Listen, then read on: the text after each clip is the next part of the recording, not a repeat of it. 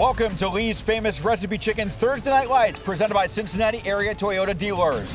Tonight from Welcome Stadium, a pivotal matchup in the Dayton City League as the Dunbar Wolverines face the Belmont Bison. Good evening and thank you for joining us. I'm Matt Digby, joined by Keith Byars. We'll also hear shortly from Joshi. Keith, you are no stranger to Dayton City League football. We have a potential of a changing of the guard tonight regarding what's at stake for both the Wolverines and the Bison. Yeah, absolutely. You know, Dunbar has won so many of the last few years of city championships, but Belmont right now, they have the inside edge, and if they take care of business tonight, they would set up a good showdown next week, possibly against Meadowdale. So it's good to be here tonight. I'm so excited to be back here because this is like home. It is I'm looking at this track. I won some championships in track and field, but more so this football field behind here. I scored quite a few touchdowns. This is my last stepping stone before I got to Ohio State, so this is home for me. It's always good to be back in the building. And we are looking forward to what should be an entertaining matchup with, again, both teams with a lot to gain. And time now to introduce the third member of our broadcast crew, Joshi. Good evening, Tej. Good evening, my friends. A beautiful night for football, but on the chilly side, we'll check in on the forecast in just a moment. But first, I have to tell you that there's a lot of great energy in the stadium. We are here at Welcome Stadium just by the University of Dayton. This is a neutral site stadium, but technically, Belmont is the home team. That's why I spent all day in our local Belmont community. I'll tell you more about that and what goes on in Belmont during halftime. But I spent all morning with a bunch of the players with Belmont. I got to chat with them, learn about they are really pumped for tonight's game. And I spoke with some defensive seniors. They said they are bringing toughness, energy, and they're hoping to force turnovers all night long. And if they play with the same energy they showed me this morning when I was interviewing them, well, then Dunbar is in for a rude awakening. We'll see if that translates to the field or not. But like I said, it is a great night for football, a little bit on the chilly side. For a full check on our game day forecast, here's Chief Meteorologist Natalie Walters. Well, definitely feeling like football for Thursday Night Lights as we see Dunbar take on Belmont, and that's going to be at Welcome Stadium. It's going to be a little chilly. You'll need a coat, maybe even a hat and a blanket to keep yourself warm because although we'll be close to 60 degrees at 6 p.m., temperatures will continue to fall, and we do drop into those 40s after sunset, so it will be definitely a chilly one for Thursday Night Lights. Feeling like football weather, but you might want to be bundled up. Thank you, Natalie. Coming up next, the coin toss and the opening kickoff as we get ready for Dunbar and Belmont on Week 9 of Thursday Night Lights. Visiting team, what would you like to call? Yes. What did he say? Yes. Heads is the call. If I drop it, we'll do it again. Can't say that other thing anymore. It is a head. You've won the toss.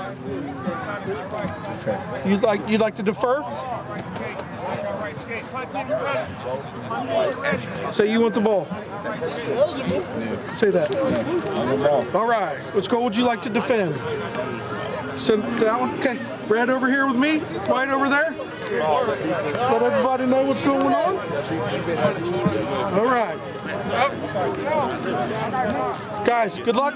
Have a great game.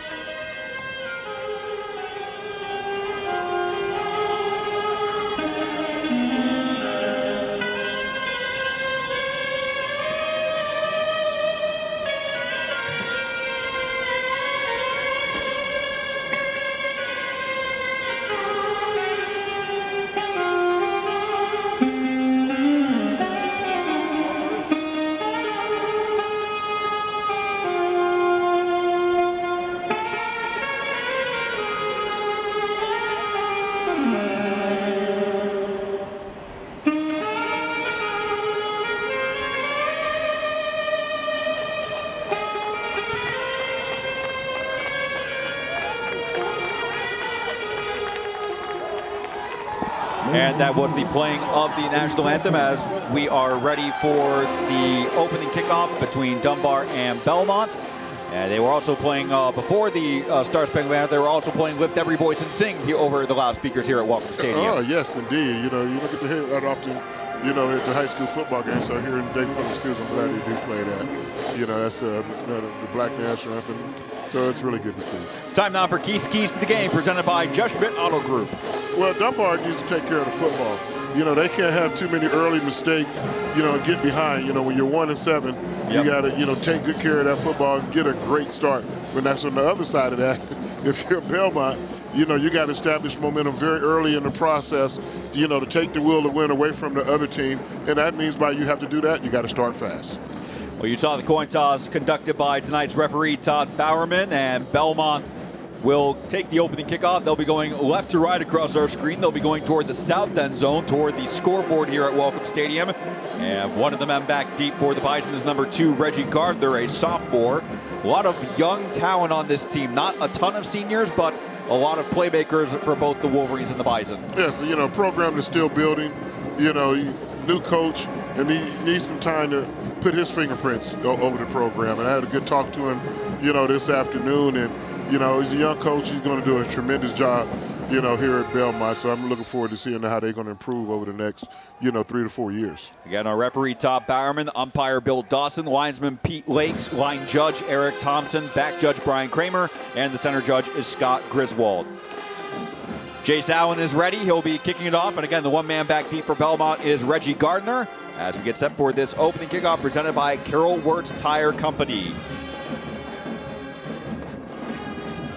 Belmont 2 wins away from an outright City League title, but Dunbar, the standard bearer for so many years, they still have a chance to win at least a share of the title if they win tonight and also next week against Ponitz.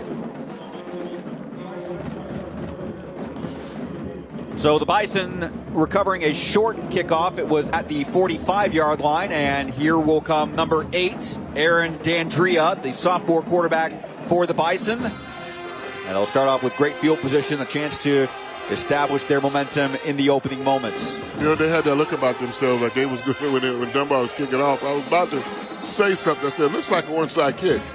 And lo and behold, it was, but Belmont was there to get on top of it. Dandria with one man in the backfield. It's going to be a handoff to number 3, Kenneth Wilder, up the left side. And he's going to be met for a little gain, if any. It's going to bring up second down and long. Yeah, he was forced to get back to the line of scrimmage there. There you see the Belmont starting offense. They go with 4 wide receivers. Again, Wilder, the only man in the backfield alongside Dandria. But a lot of youth, both among the skill positions and among the line. Glad you could join us wherever you're watching from. Our closed caption, by the way, tonight sponsored by Thrush & Son. Officially no gain on the play, so second down and 10 from the 47-yard line. Need to get to the Dunbar 43, and now Dandria is going to send 3 men to his right, 1 receiver on the left. Coach Vaughn was telling me from Belmont that one of the strengths of his team is up front.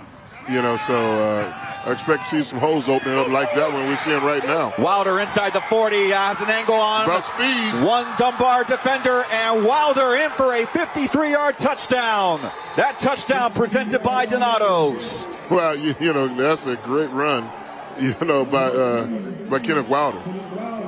Well, he was stopped for no gain on the first play, and then he quickly found a hole, waited for openings to appear, and appear they did. Yeah, that's how you get started. I mean, like I was just saying right before you broke the touchdown, it starts up front. Yeah. They gave him a big hole, and I was talking to the coach. I said, Coach Vaughn, what's your strength? He said up front on both sides of the ball. And it's usually, a running back, wide receiver, quarterback. He said, no, the big fellas up front. They opened up a gaping hole that time. So Belmont's going to go for 2 here. It's going to be Wilder again in the backfield on the right hip of Dandria. Now Wilder shifting over a little bit further to the right as Bison trying to establish an 8-0 lead. Dandria on the keeper. He's going to be tackled short. Did he reach across the plane? One referee says he did not break it in time. Not just shy. We don't have high school review.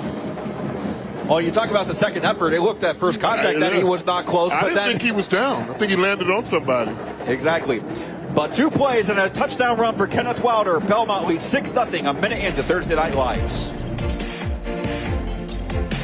Just over a minute into the first quarter of this week 9 of Lee's Thursday Night Lights. Our best seat in the house. We got to give a shout out to our very own Miss Kendall. She is working. It's a position that is known in the sports broadcasting as the red hat. She's the one who coordinates with the referees when we take the timeout. So shout out to Miss Kendall. Hey, Kendall. She does the job each and every week. As the King's Furniture and Mattress best seat in the house, as Belmont gets ready to kick the ball away after a 6-0 lead. A touchdown run of 53 yards by Kenneth Wilder on the second play from scrimmage. So now as we await this kickoff presented by Carroll Words Tire Company. How important is it for Dunbar that they respond? Is points mandatory, or at the very least a long drive to just eat up some clock and get some momentum? Well, points isn't necessarily mandatory, but you don't want to go 3 and out. You know, you want to try to get a drive, at least 2 first downs, and hopefully one of those first downs is a big play. But you don't want to, give away the momentum right away, and that's what's happening right now. Miscommunication on the kickoff. It's eventually going to be fielded at around the 11-yard line, so Dunbar prevents the turnover, but they will start in less than ideal field position as we will have a short look at the RB scoring summary. Is that coming up next? There it is, a 2-play, 53-yard drive. Again, Wilder stopped for no gain on first down, but then he broke free up the middle and then cut to the left and was able to outrace everyone down that far sideline. Hey, that's 2 carries after 26 yards. 26 and a half very yards ideal. Very ideal indeed. So official marking is the 12-yard line for Dunbar. They're going to line up. It's going to be Will Wilson, the junior. He views himself as an all-purpose athlete.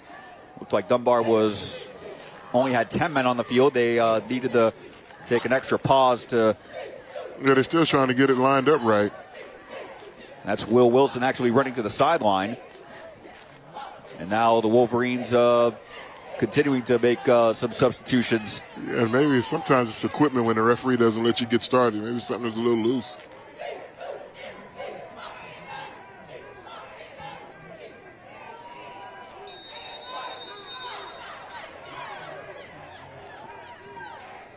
So first and 10 from the 12-yard line.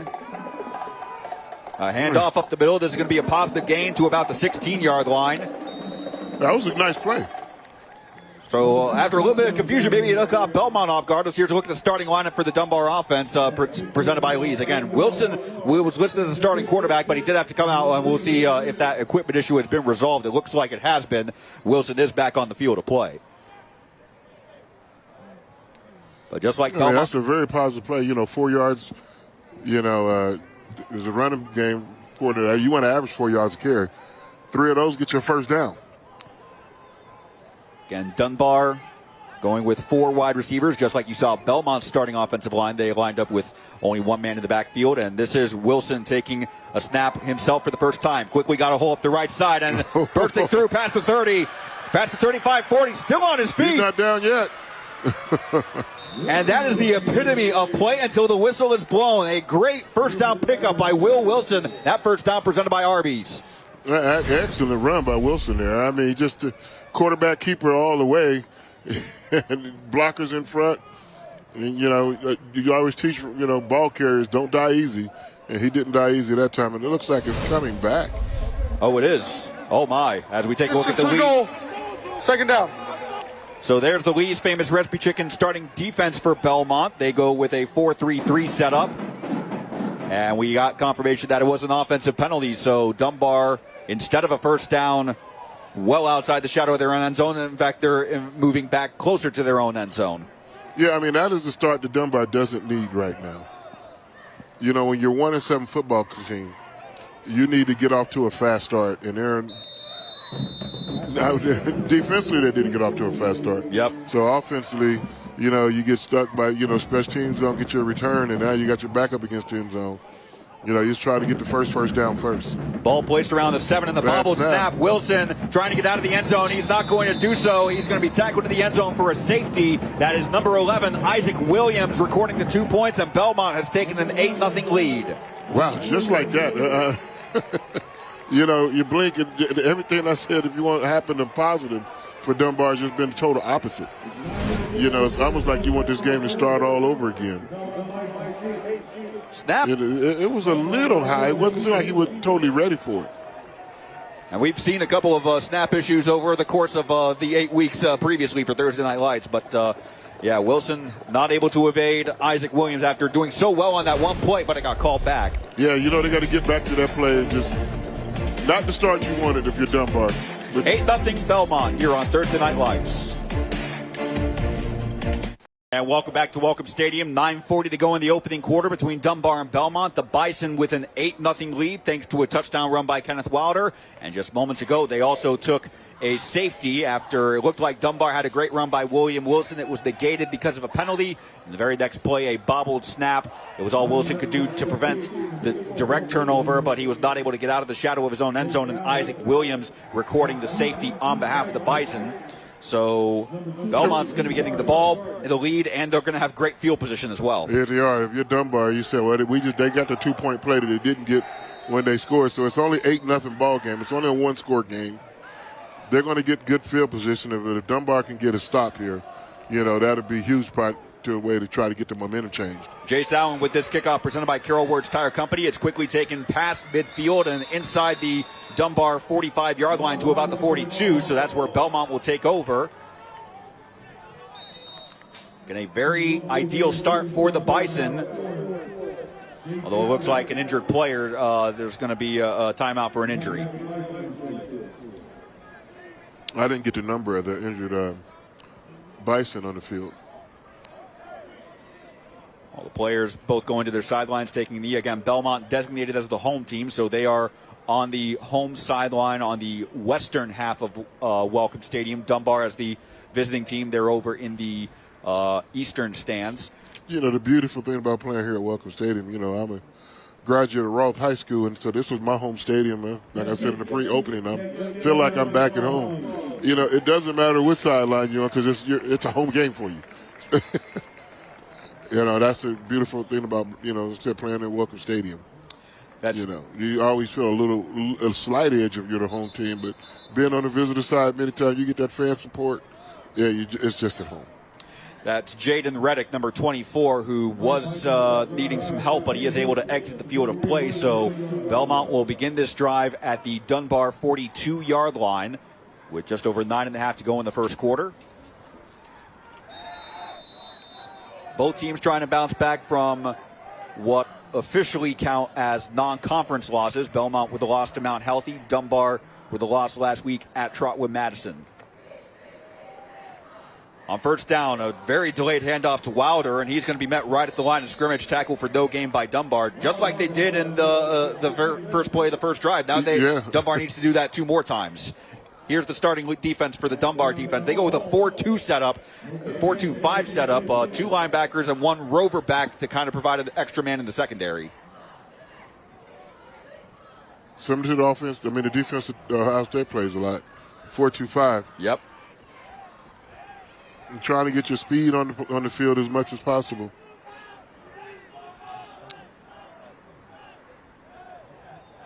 Getting conference record.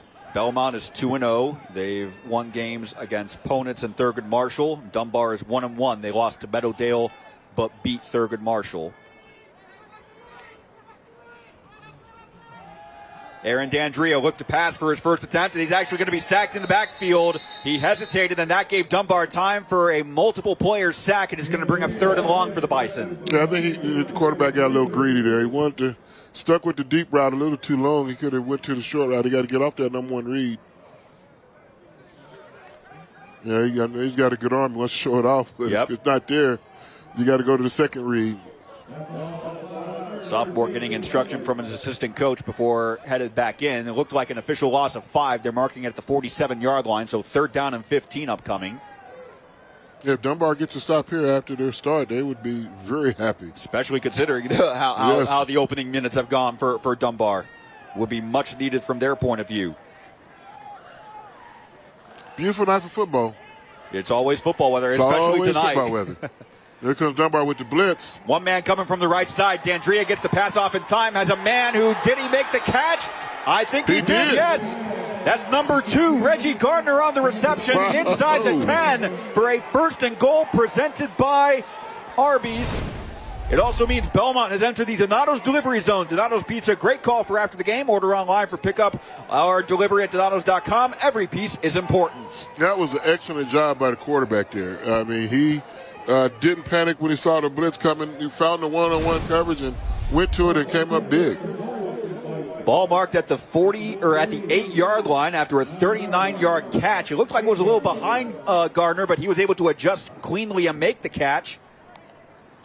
on 1st and goal. Yeah, I mean, the playbook isn't too big when it's, what was it, 3rd and 18? 3rd and 15. 3rd and 15. False start on the offense, number 53. 5-yard penalty, still first down. And you called it, Keith, also the blitz. That was Dante Averett, number 23. If he had gone maybe a half second earlier, he would have gotten to D'Andrea before he could get the pass off. Yeah.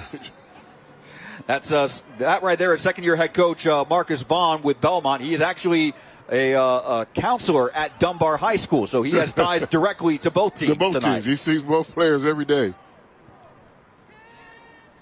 1st and goal from the 13 after the penalty. D'Andrea with the keeper. Oh, quick swing out, miss. one broken tackle, and trying to get around one man, and there's going to be a couple of flags thrown. Pass was complete to Adonis Lilly. Josiah Whitfield on the stop for Dunbar, but we'll check the flags. Usually when you see a play like that, not all the time, but a lot of times it's face mask.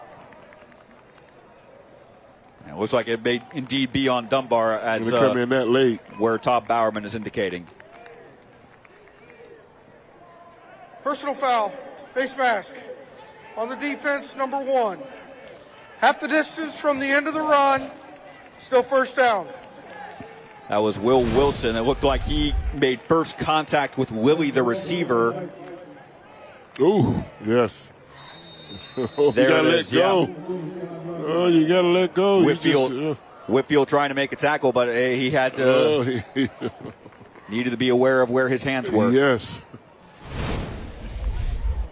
So 1st and goal at the 5 with the setup as the clock is continuing to run, coming up on 6.5 minutes to go in the opening quarter.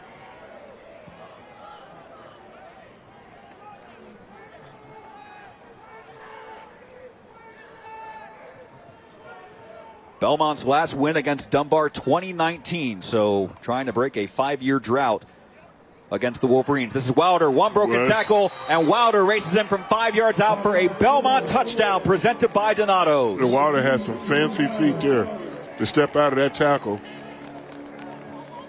Again, we saw it on the first drive, and we're seeing it this drive right now. It looked like he could have been tackled in the backfield, but he was able to break free and find pay dirt. Yes, he did. Excellent run there.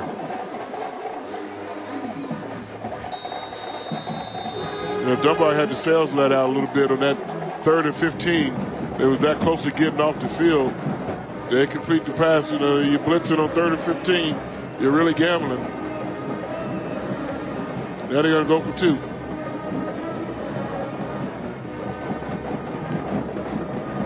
So Belmont going for a 2-point conversion to increase the lead to 16-0. Handoff to Wilder, and he will indeed break the plane this time. D'Andrea was stopped short on the keeper of the first attempt, but this is a 16-0 lead now at the 6:11 mark of the first quarter, and Belmont in control. Here's another look at the touchdown run. Love it. Just step in and out of that and let speed kills. And now down to the sideline. Here's Tej Joshi. Thank you, Matt. Yes, Welcome Stadium, of course, where we are right now is a truly historic venue right here in the Miami Valley. In fact, take a look at this historic photo. This is from 1949. That is Welcome Stadium. And here on the promenade level of the stadium, they have this historic photo and lots of other historic memorabilia that you can find and look through. In fact, I want to show you around this promenade level because if you haven't been here in some recent years, Welcome Stadium has seen a lot of changes in the last few years. They've done renovations. If you take a look, new concession stand, a new spirit shop right around the corner, and they've done this to really improve what is one of those historic venues right here in the Miami Valley. I've seen this in action now this year and last year. Very beautiful stuff on the promenade level. I recommend anyone who's not at our game tonight, maybe come to a game next week or next season. It's a truly inspiring venue to see all the historic imagery and so much more here on the property. We'll send it back to you guys up in the broadcast booth. All right, thank you, Tej. And that those displays, I believe, it's just the second year, or the second football season since with all the renovations done to Welcome Stadium over recent times. As this kickoff presented by Carol Wirtz Tire Company, it's taken by Isaiah Jolly quickly out to the 40-yard line, and Dunbar is going to have great starting field position for their second drive as they try to get some response after falling behind now 2 scores. Yes, I mean, they have to answer, and preferably here in this first quarter. Fourth quarter is only still got 6 minutes to go and 3 seconds to go in the quarter. And so, like I said, you got to almost ask for a restart if you're Dunbar. I know you're down 2 scores, but you only had the ball once. They've had it twice, scored both times.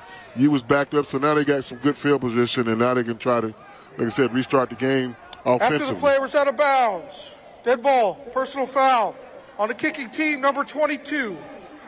15-yard penalty, first down.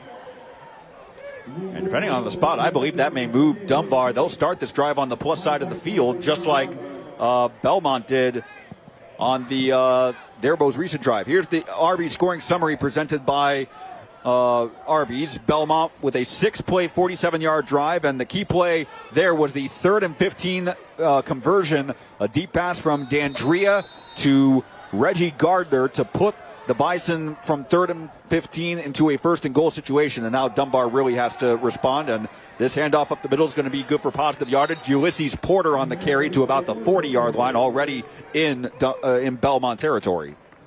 Yeah, it was, keeping your feet moving. It's like he broke a tackle in the backfield because, like Coach Vaughn said, that Belmont, they're stout up front, and they got penetration, but ball carriers able to still break away and, get 4 yards. And Dunbar, for so long, many years, the standard bearer of City League football. But if there was going to be a changing of the guard, it may very well be 2024 when that happens. But still a lot of football to be played here. And if Dunbar wins tonight and next week, they could get a share of the title still, as Wilson on the keeper, moving inside the 40 to about the 38-yard line, will bring up 3rd down and about 5.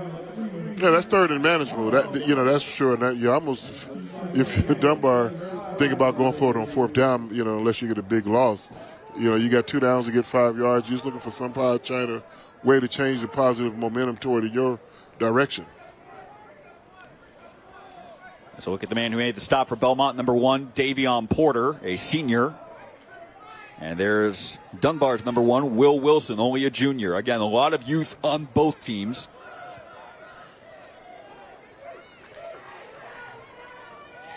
Get that ball snapped. Got time. 3rd down and 5. Need to get to the 33-yard line. This is Wilson. Rolling to his right. Puts up a deep ball intended for Isaiah Jolly, but just beyond his reach. Almost connected. I thought that was a good play calling. You got him a run-pass option. The run is away, but they had a big target in front of him with his hands. They probably throw the ball over him. And Jolly clearly had separation on the defender for the Bison. Didn't have an angle to get him the ball. That's why you teach your defensive lineman, if you can't get there, get your hands up. And that would precipitate the bad pass. So now 4th and 5 for the Wolverines at the Belmont 38-yard line. You mentioned just moments ago, 4 down territory. It looks like that's what they're going for. Yeah, still 4th and manageable. They didn't have to call the timeout. They didn't quite get, you want to go for it on 4th down. Dunbar. You'd rather have 4th and 6 than 4th and 10. So James Lacking, the Dunbar head coach, will call timeout. In the meantime, we'll have a chance to be sure to follow us on the social media platform X, formerly known as Twitter. Whether you're streaming here on X or wherever you're watching the game from, be sure to use the handle at Dayton247now on X, formerly known as Twitter.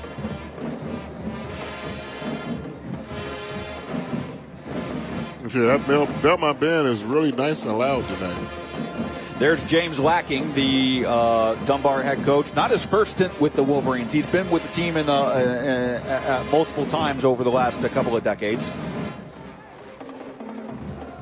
But it's always, we mentioned at the beginning of the program, you, Keith Byars, no stranger to Dayton City League football. It's the passion is always there. The want to win is always there. Oh, yeah. These is, like I said, in the last 25, 30-plus years, Dunbar has been, carried the water for Dayton Public School football for many years. We all know who carried the water prior to that, and that was, of course, my Raw Falcons. Exactly. We closed in 1940. 42 years ago. 4th down and 5. Wilson rolling to his right again. Has a man, and it's just a little short of his intended target. That was Uriah Cranford, who got a little bit ahead of the ball, and that will mean a turnover on down. So Dunbar able to start a drive past midfield, but however, they're not able to capitalize on it. Yeah, just didn't quite get on the same page with the quarterback and the receiver. So a little bit of blame goes both ways. One's got to run a little better route. The other's got to give him a better pass to catch. So Belmont will take over at their own 38-yard line as a result of the turnover on downs. As they've basically, like you were saying, established momentum early. That was one of your keys to the game, and they've been doing that now. They just need to continue it. Yes, yes. You know, you don't want to have any turnovers right now. You know, they're 2 possessions, 2 scores. And, you know, right now, look, they're a man short. That doesn't make the coach happy at all. Dandria in the backfield. Wilder, who has scored both touchdowns on the ground on his hip. And Dandria able to escape 2 defenders, but he's not going to be able to escape a third. It's going to be all he can do just to get back to the line of scrimmage before Derek Hardy runs him down, number 15 for Dunbar. Yeah. They're coming out there, you know, off his front side, that corner blitz. Looked like Jace Allen had the first shot, and then Krishad Averett nearly had a chance, but then it was ultimately down to Hardy to make the stop for officially a loss of maybe a half yard. Going to bring up second down, or we got a penalty. On the offense, number 3. 10-yard penalty, first down. So it will remain first down, just first and about 20 coming up.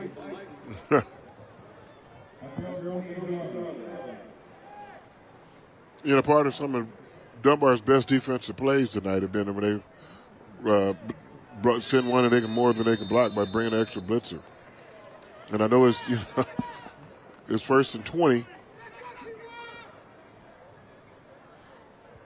But you do have 3 plays plus a fourth. You know, Belmont has had 2 explosive plays today of plays of over 20 yards. Short pass over the middle is incomplete.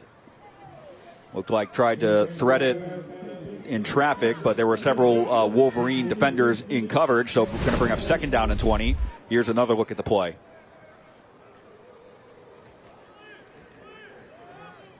Looked like he almost threw behind his man. Yeah, that was the way thinking he's going to sit down instead of keep going. It was also Dante Averett. There he is, number 23, who looked like he would have otherwise had a chance at sacking Dandria. It was this guy, Dante Averett, who nearly had a sack on that 3rd and 15 play that Dandria did like get the pass off. Step too short. Otherwise, instead of a 1st and goal and what would ultimately lead to a touchdown, it could have been another big play for the Dunbar defense. As it is, second down and 20 from the 28-yard line. Dandria.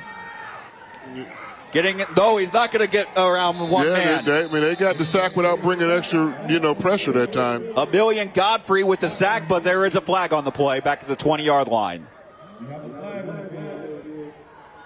Yeah, you got to start. I think you got to give the defense secondary credit for Dunbar.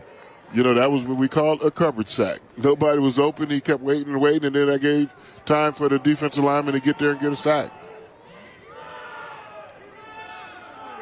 Holding on the offense, number 65. That penalty's declined. 3rd down. So the sack by Godfrey stands, and it will bring up another 3rd and even longer than 15. So here's another look at the play. Yeah, right there, number 65.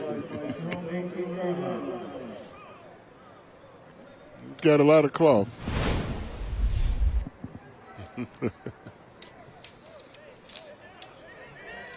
So 3rd down and 30. They're going to mark it at the 18-yard line. If you're Dunbar, just keep everything in front of you and get the ball carrier on the ground. Hand off to Wilder, quickly up to the 25-yard line. So it is going to be a positive gain, but certainly not enough for a first down. So the Dunbar defense able to get Belmont in the hole, and a much-needed punt coming up, and the chance for Dunbar to cut into the 16-point lead. Yeah, they got their first defensive stop of the night, so that, you try to build momentum off that. That's 1 in a row. Stop them again, get 2 in a row. Exactly. And again, that's 3 in a row. That's kind of how that math works. So the man coming on the punt for the Bison is number 5, Jason Maddox. And there are 2 men back deep for Dunbar. One back at his own 45. Will Wilson is the up man standing at his own 48-yard line. I'm reading the name of Jason Maddox. I would never spell that correct. Maddickes. Yes. I'm used to Maddox being Maddox. Yep. like Tommy Maddox or Greg Yeah. Maddox. Well, this punt is going to take a pro-Belmont bounce, but still going to be very good starting field position for Dunbar past their own 40, and they'll start from about their own 43-yard line. So Dunbar, they nearly passed one test. It's a situation of getting more and more comfortable within the game. They kind of were on the back foot, then they settled in more. Belmont did get a touchdown on their second drive, but now Dunbar has forced a Belmont punt for the first time this evening. Yeah, I mean, it just starts with the little things. You get the mini momentums. Hey, we had a 3-and-out. Let's do that again. Yep. Let's do that again. You know, we haven't had a turnover tonight. Not that I'm advocating for either offense to turn the ball over, because as an offensive player, I hated turnovers. Exactly. But you know how important those are to persuade the momentum and change the complexion of a ball game once you get that first turnover. From the 43, first and 10 for Dunbar with 2:20 to go in the first quarter. One man in motion, and we're going to have a flag. Looked like someone moved early on the line. Dead ball. False start on the offense. Number 65. 5 yards. First down. You can hear the offensive lineman now. Who, me? Levester Braham, number 65 for Dunbar, got the call. There it was. He kind of hesitated a bit before the snap. I know the feeling. We've all jumped off sides of time, whether we want to admit. So first and 15 moves him back to the 38-yard line.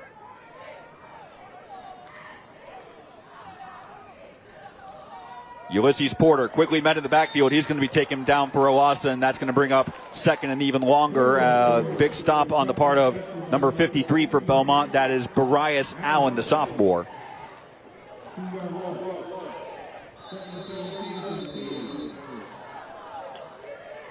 Allen, one of the leading tacklers in the City League, and he showed why on that last play there. Looks like we maybe have another equipment issue. We had a player from Belmont coming off the field. That is escort with the referee. Allen, who made that tackle in the last stop, maybe an equipment issue.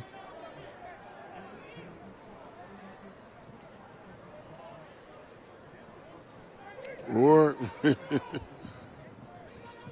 sometimes there may have been a lot of trash talking out there. So instead of the referee ejecting the guy, he takes him to the coach. Hey, you want to sit him down for a play. Let him cool off.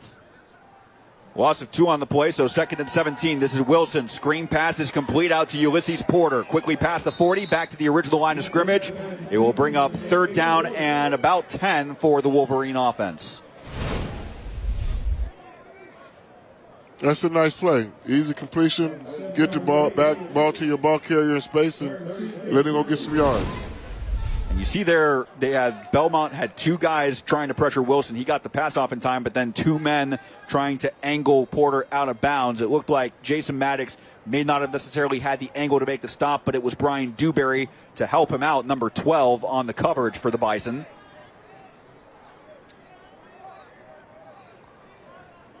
So third down and 10 as we're coming up on under 100 seconds to go in the quarter.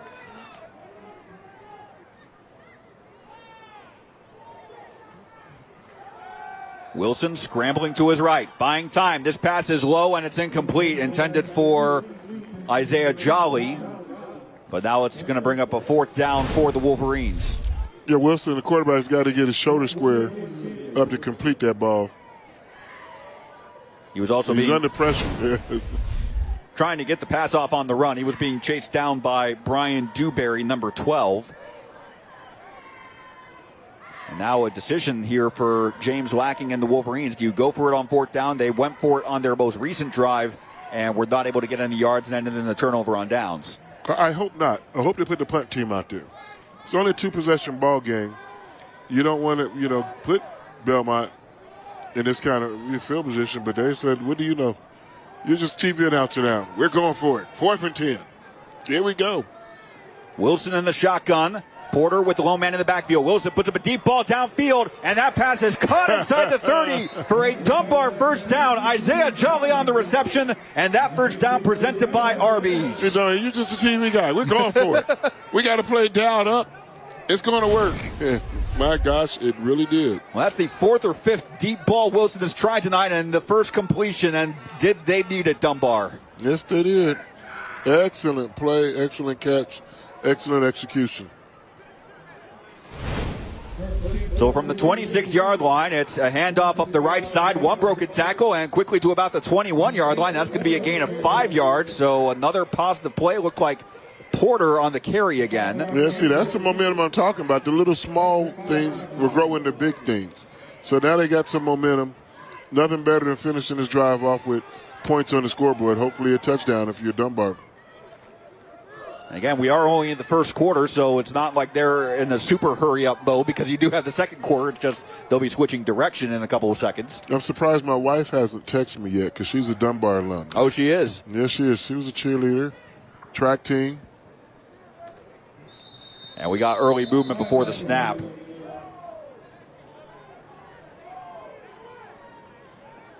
But I forgave her for not going to Roth High School. Dead ball. Ball start. Offense, number 66. 5-yard penalty. Second down. Well, that's going to negate the 5-yard run on first down by Porter, bring it back to a 2nd and 10 back at the 31-yard line. I keep trying to remember, was Dunbar open and Roth at the same time? Oh, yes. Okay. Yes, that's what we were the kings of the city. Gotcha. Kings of the state, by the way. Now, my junior and senior year in high school, we basically did the same thing. We went 10-0 in football, won the city championship, made the state playoffs.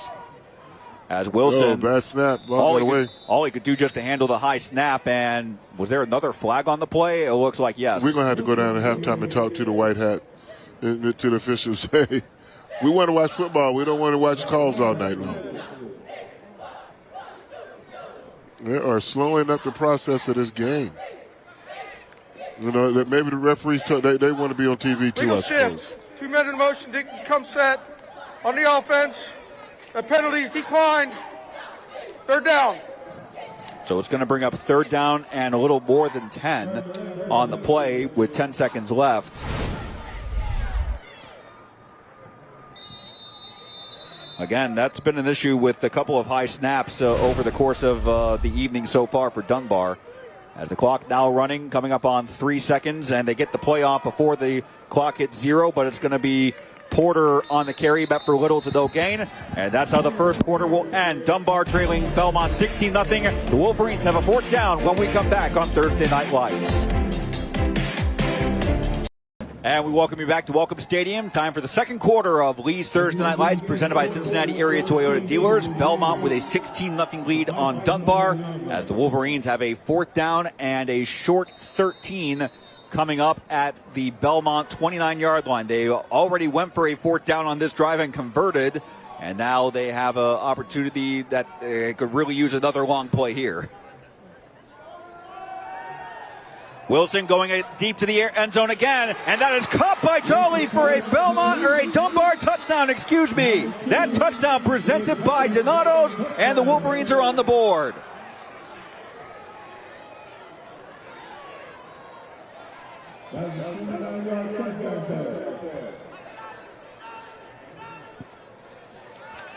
I can't hit. There I am. Well, what a pass on 2 4th down conversions now for Dunbar. Wilson connecting the Jolly on both instances, one for a 1st down and now one for a touchdown. Yeah, I mean, they see something they like on those 4th down plays, and they've been very successful to them. So I guess maybe they're catching Belmont in man-to-man coverage, and he's beating it every time. Well, they go for it on a 2-point attempt, a direct snap to Ulysses Porter, who is able to control the high snap and able to get back to the 5. Still on his feet, but eventually forced out of bounds at the 4-yard line, so it's going to be no good. However, Dunbar is on the board, but Belmont leads 16-6 on Thursday Night Lights. And we welcome you back to Lee's Thursday Night Lights. This is the King's Furniture and Mattress Best Seat in the House. Matt Digby, joined by the... I'm taking advantage of my seat in the house. Exactly. The College Football Hall of Famer, Keith Byars, and also the one and only Seth Cooper, our excellent production assistant in the booth with us tonight for Week 9 of Thursday Night Lights, a Dayton City League matchup, and one that has already not been shy on moments, both for Belmont and now for Dunbar, that the Wolverines are on the board. Yes, indeed. We got a ball game again now. It's, still, 2 possessions, but 16-6, you cut into the lead, or 16-0. So Dunbar has, made 2 very explosive plays at the right time, both on 4th down. So that's giving them a shot of momentum and a shot of life. Now they just need to figure out how to get big plays on first or second or third down. And also Belmont, they were forced into a 3-and-out on their most recent drive. Now can the Wolverine defense get another stop and get the ball back with, again, plenty of time to go in this game, and especially in the second quarter. Yes, it is. Plenty of time. But now, if you're Belmont, you need to snatch that momentum back, because momentum doesn't discriminate. It just wants to be on a sideline. You know, it's going to be on Dunbar, it's going to be on Belmont. Sometimes in the middle of the field where both teams got it, but right now, you know, your Dunbar has all that momentum and trying to build off it. This kickoff presented by Carol Wertz Tire Company, going to be taken by Reggie Gardner. Looks like another flag. All right, I'm going to pull all the flags out of the referee's pocket. At the 31-yard line, and we got some maybe extracurricular activity.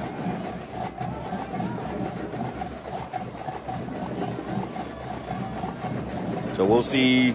Here's Tom Bowerman with the decisions. First, I think he needs to consult with his crew.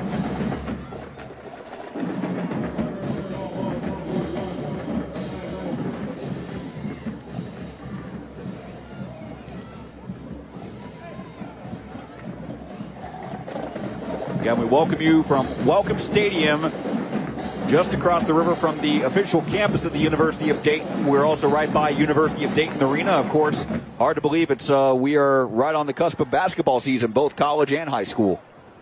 I know. Pretty soon we have all 4 sports going. Exactly. By this time, major sports this time next week. Basketball starts, I think, Tuesday. Yep. During Football. the kick, Well, here's the call for Tom return, Bowerman. holding on the receiving team, number 7. After the play was over, dead ball, personal foul, Dunbar. Personal foul on the receiving team. Those will offset. The 10-yard penalty will be enforced from the spot of the foul. First down. So Belmont will keep possession. They never turned the ball over, so it wasn't like they were going to lose possession. The only thing is if they would have made a re-kick take place. In the meantime, here's the RB scoring summary. Caps a 10-play, 57-yard drive, a 29-yard pass from Will Wilson to Isaiah Jolly. That was the second of 2 fourth-down conversions where Wilson put up a deep ball and Jolly was able to run right under it to make a reception. On first down, Belmont, he gets a pass complete and going to be stopped for a small gain. That's Davion Porter on the reception, number 1. I think they're going to give him the forward momentum. You know, they should. Yeah. That's a long throw for 5 yards. It is, because he was throwing from closer to the left hash, and now they're going to be set up right on the right hash. Gain of 6, actually, they're going to say to the 31-yard line. But good awareness by Dunbar to have a man right there ready for the tackle. Looked like maybe number 14, Josiah Whitfield, was on the coverage. If not being able to break up the pass, again, at least limit the forward progress.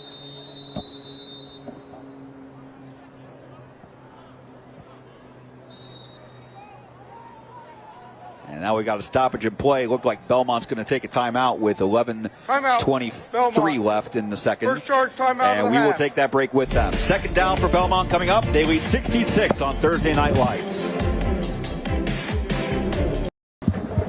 Again, we are on MyTV Dayton, but we're also streaming now on the Facebook Dayton 24/7 Now Facebook page. And if you're watching there, if you want to give us a shout out, be sure to use the handle at Dayton 247 Now.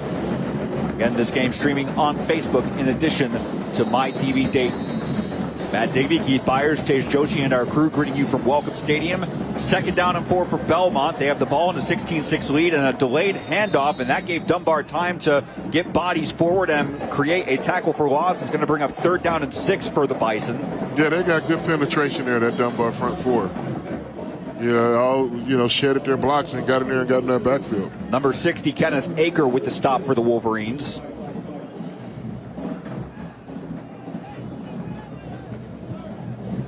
So ball moved back to the 29-yard line. This is where you were mentioning the key turning point for momentum. Dunbar was able to force a 3-and-out on Belmont's last drive after the first 2 went extremely well for the Bison. Since then, it's been Dunbar slowly trying to grab the momentum back, and here's another pivotal play. Yes, Belmont needs to make something positive happen on this third down. Andrea the blitz off the running side. out of time and not going to escape. the pressure of number 23, Dante Averett. He's had a couple opportunities for a sack, and this time he gets to D'Andrea, and that brings up 4th down for Belmont. Yeah, those are some timely blitzes that they're having coming right out, from the right side. The quarterback usually can see that, but he was reading the wide side of the field, and he came in from the short, right in on the right side of your left side of your screen. And right-handed quarterback, he can't afford to reset his feet to try to get the ball off. You see the frustration of D'Andrea. What has happened these last 2 drives? They were doing so well the opening minutes of the contest, and now a second straight 3 and out. I think momentum has officially shifted right now. Jason Maddox is the punter. He gets the ball away. Out of bounds. Looks like he'll be marked around the Dunbar 49-yard line, so still great starting field position. It will actually be the 40.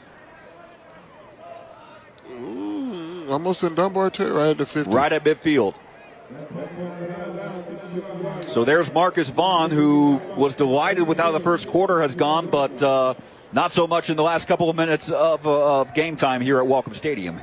Yeah, quite a bit of time to go here in this half. And they get in great field position here, only a 10-point game. Short field to work with.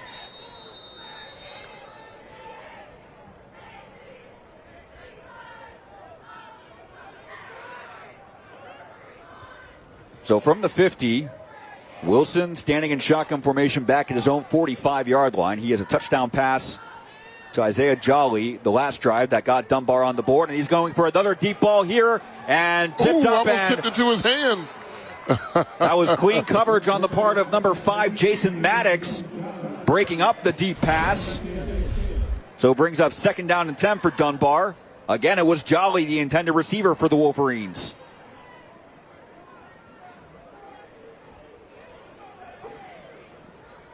I'm not sure if Maddox is thinking maybe had he positioned himself, he took a step forward instead of running in a straight line. He could have had a chance at an interception from that angle. But a key play there for the senior defensive back, Jason Maddox. This is Porter up the right side. Quickly finds a hole up the middle. One broken tackle. And Ulysses Porter will race in for a 50-yard Dunbar touchdown. That touchdown presented by Donato's. It is a 16-12 ball game. We have got a ball game. We always get good ones on Thursday night. We do. Why not? Why change now? Dunbar maybe needed the first couple of minutes of game time to wake up a bit, but now they're saying, we are the standard bearer of City League football. We're not giving it up easy. We're not ready to give up that crown just yet. 16-12 pending the 2-point conversion attempt, thanks to a 50-yard touchdown run by Ulysses Porter. Well, this was huge, this 2-point play. Make it 2 points instead of a 4-point game. Well, this time it is Wilson taking the snap up the right side and into the end zone for a complete 2-point conversion. So with 9:24 to go, it's a 2-point game indeed. Belmont still has the 16-14 lead, but here's another look at the touchdown run by Ulysses Porter. Look at here, I'm telling you, that speed. Once he got his shoulder square to the end zone, it was no stopping him. A lot like Kenneth Wilder's opening touchdown run in the very first minute of the game. He just waited for the hole to come, and when it arrived, he needed no further invitation. So we've had a great first half so far. In the meantime, we have a great game to look forward to next week for our final game of 2024. We will be in the G-Walk at Clayton in northern Montgomery County as the Northmont Thunderbolts host the Springfield Wildcats. That will be next Thursday, October 24th at 7 p.m. Catch the game on MyTV Dayton over-the-air channel 22.3 and Spectrum channel 24. We'll also be streaming live on Facebook.com/Dayton247 now. That is Springfield at Northmont next week for Week 10 of Thursday Night Lights. Of course, both of those two teams have big contests to look forward to tomorrow night. Springfield will be home against Fairmont. Both of those teams tied at the very top of the G-Walk standings with Centerville. So right now it's a 3-way tie, and it will be down at most to a 2-way tie depending on who wins Fairmont Springfield tomorrow. I tell you, that G-Walk, is it ever decided in late October? I mean, early mid? It's always the last week of the season. It is. It's so competitive.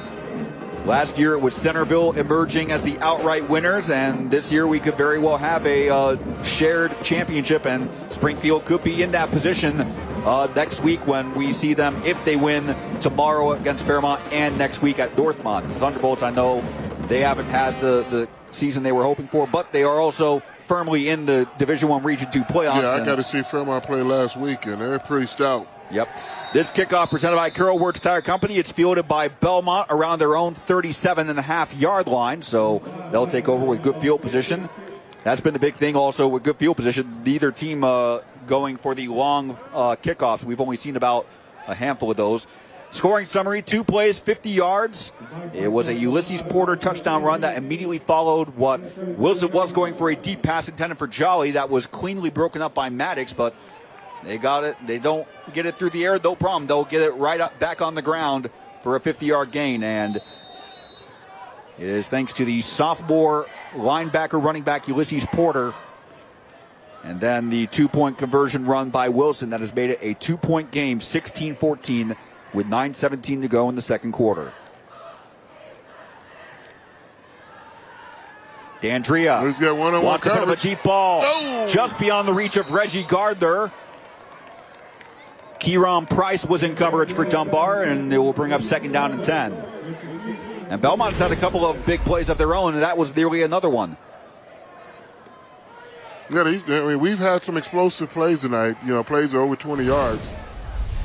And both teams have them, and that's why we have such a 2-point game right now. Belmont, you don't want to get away from that running game, because it's, doesn't look like you're going to be able to grind it out consistently, but you're one block away from, springing, Wilder for another big run. Wilder with both touchdowns. Should be noted both teams have scored 2 touchdowns, but only 1 2-point conversion. Right now the difference is that safety for the Bison on Dunbar's first possession of the game. Second down, another long throw beyond the reach and nearly intercepted and nearly caught. Both Belmont and Dunbar had a chance to make a play on that ball. You got to have a little bit better spacing in that pattern. I don't think the quarterback was expecting both receivers to be that close together.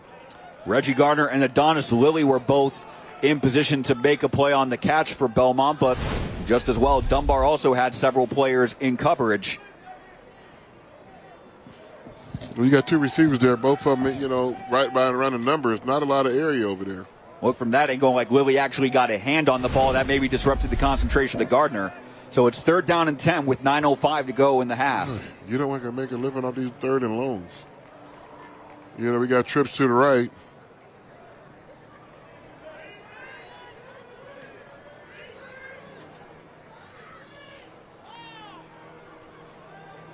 To hand off, this is Wilder.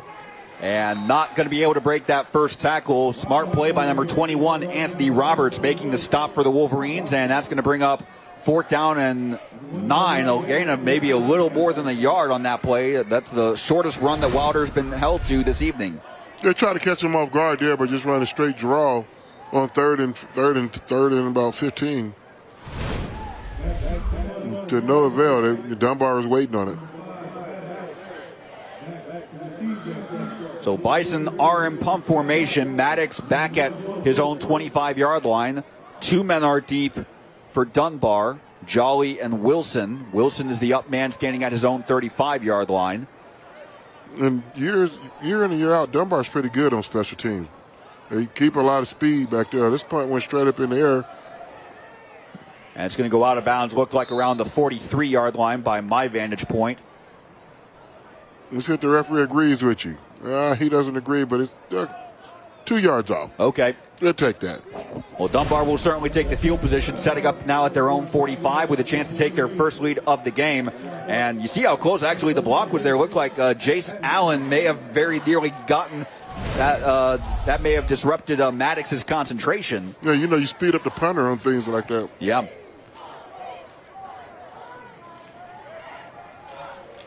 So Marcus Vaughn, whose Belmont team dictated the tempo from the opening minutes up until about the final minute of the first quarter. That's when Dunbar was able to get a drive going downfield, ultimately ending in a touchdown.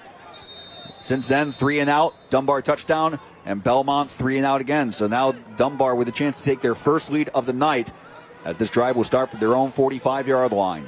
Yeah, Belmont needs to stop here defensively. Trying to get set up, Dunbars.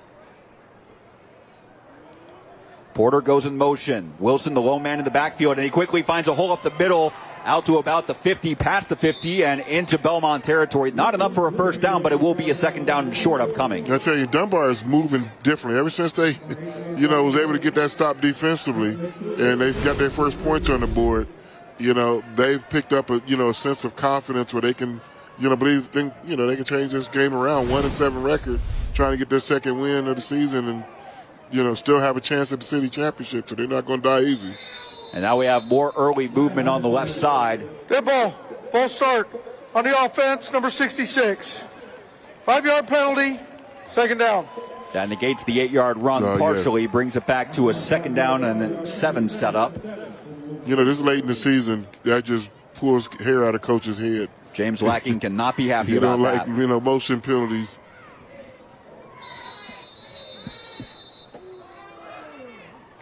Seven and a half to go in the second. Again, halftime report coming up shortly. Porter going out as a swap back and now in motion. Wilson remains the lone man in the backfield. And a low snap bobble picked up by Wilson. He's going to be met behind and trying to get back just to the line of scrimmage.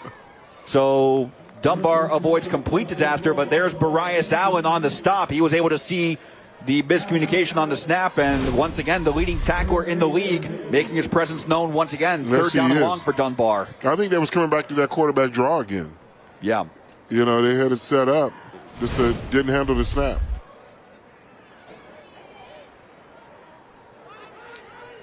Officially, they mark it as a loss of 1, so 3rd down and 8 from the 47. Need to get to the Belmont 45-yard line. A quick screen pass out to Porter. Able to get around one man, but will not get around a second man. He almost broke free. And he's going to be stopped about 3-4 yards short. So 4th down here for Dunbar. They've gone for big plays on 4th down, and they've succeeded. I think it's 4th and 2 short. They need like 4th and double digits. Exactly. Yeah. the way this second quarter has gone for the Wolverines. 4th and 13, 4th and 15. Those usually seem to be their money downs.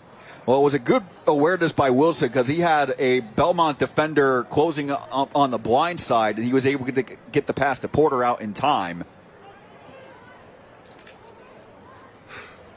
And it looks like they will indeed go for it.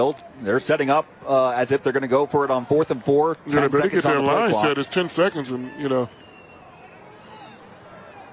Now, if I'm Belmont, they take a penalty here. I wouldn't take the penalty. I would decline it.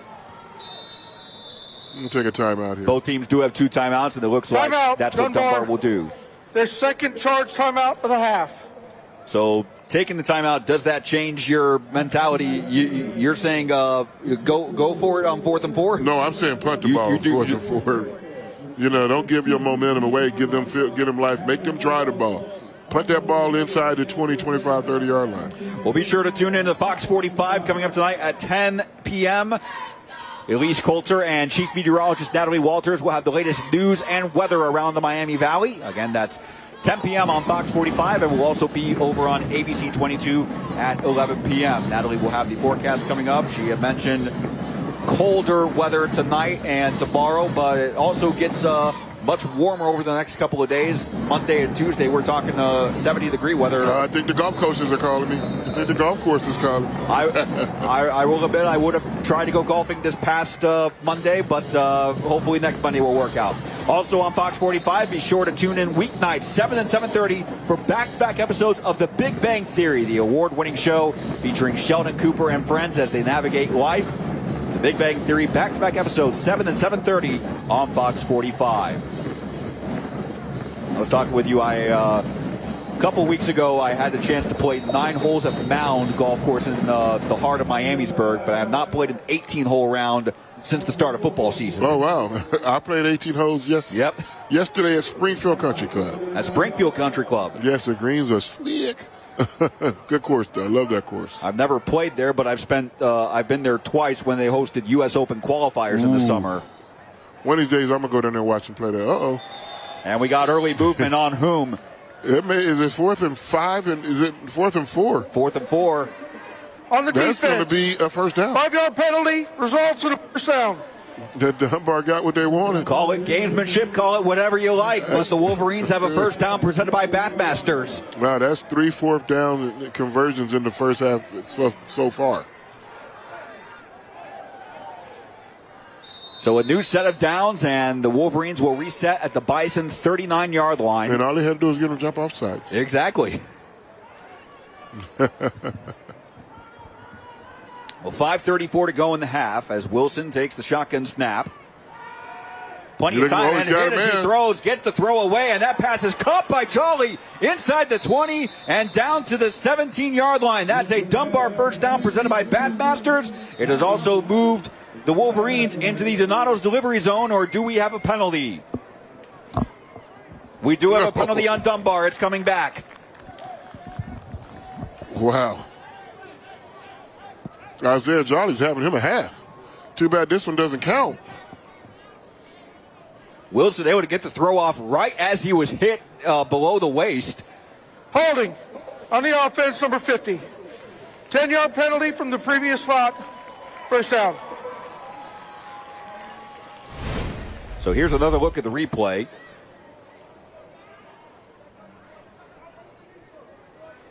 Yep, that's holding. Call was on Cameron Aver at the center. So instead of a first and goal or a first down in the red zone, it has moved them, Dunbar, actually back a couple yards, back in their own territory at their own 46-yard line.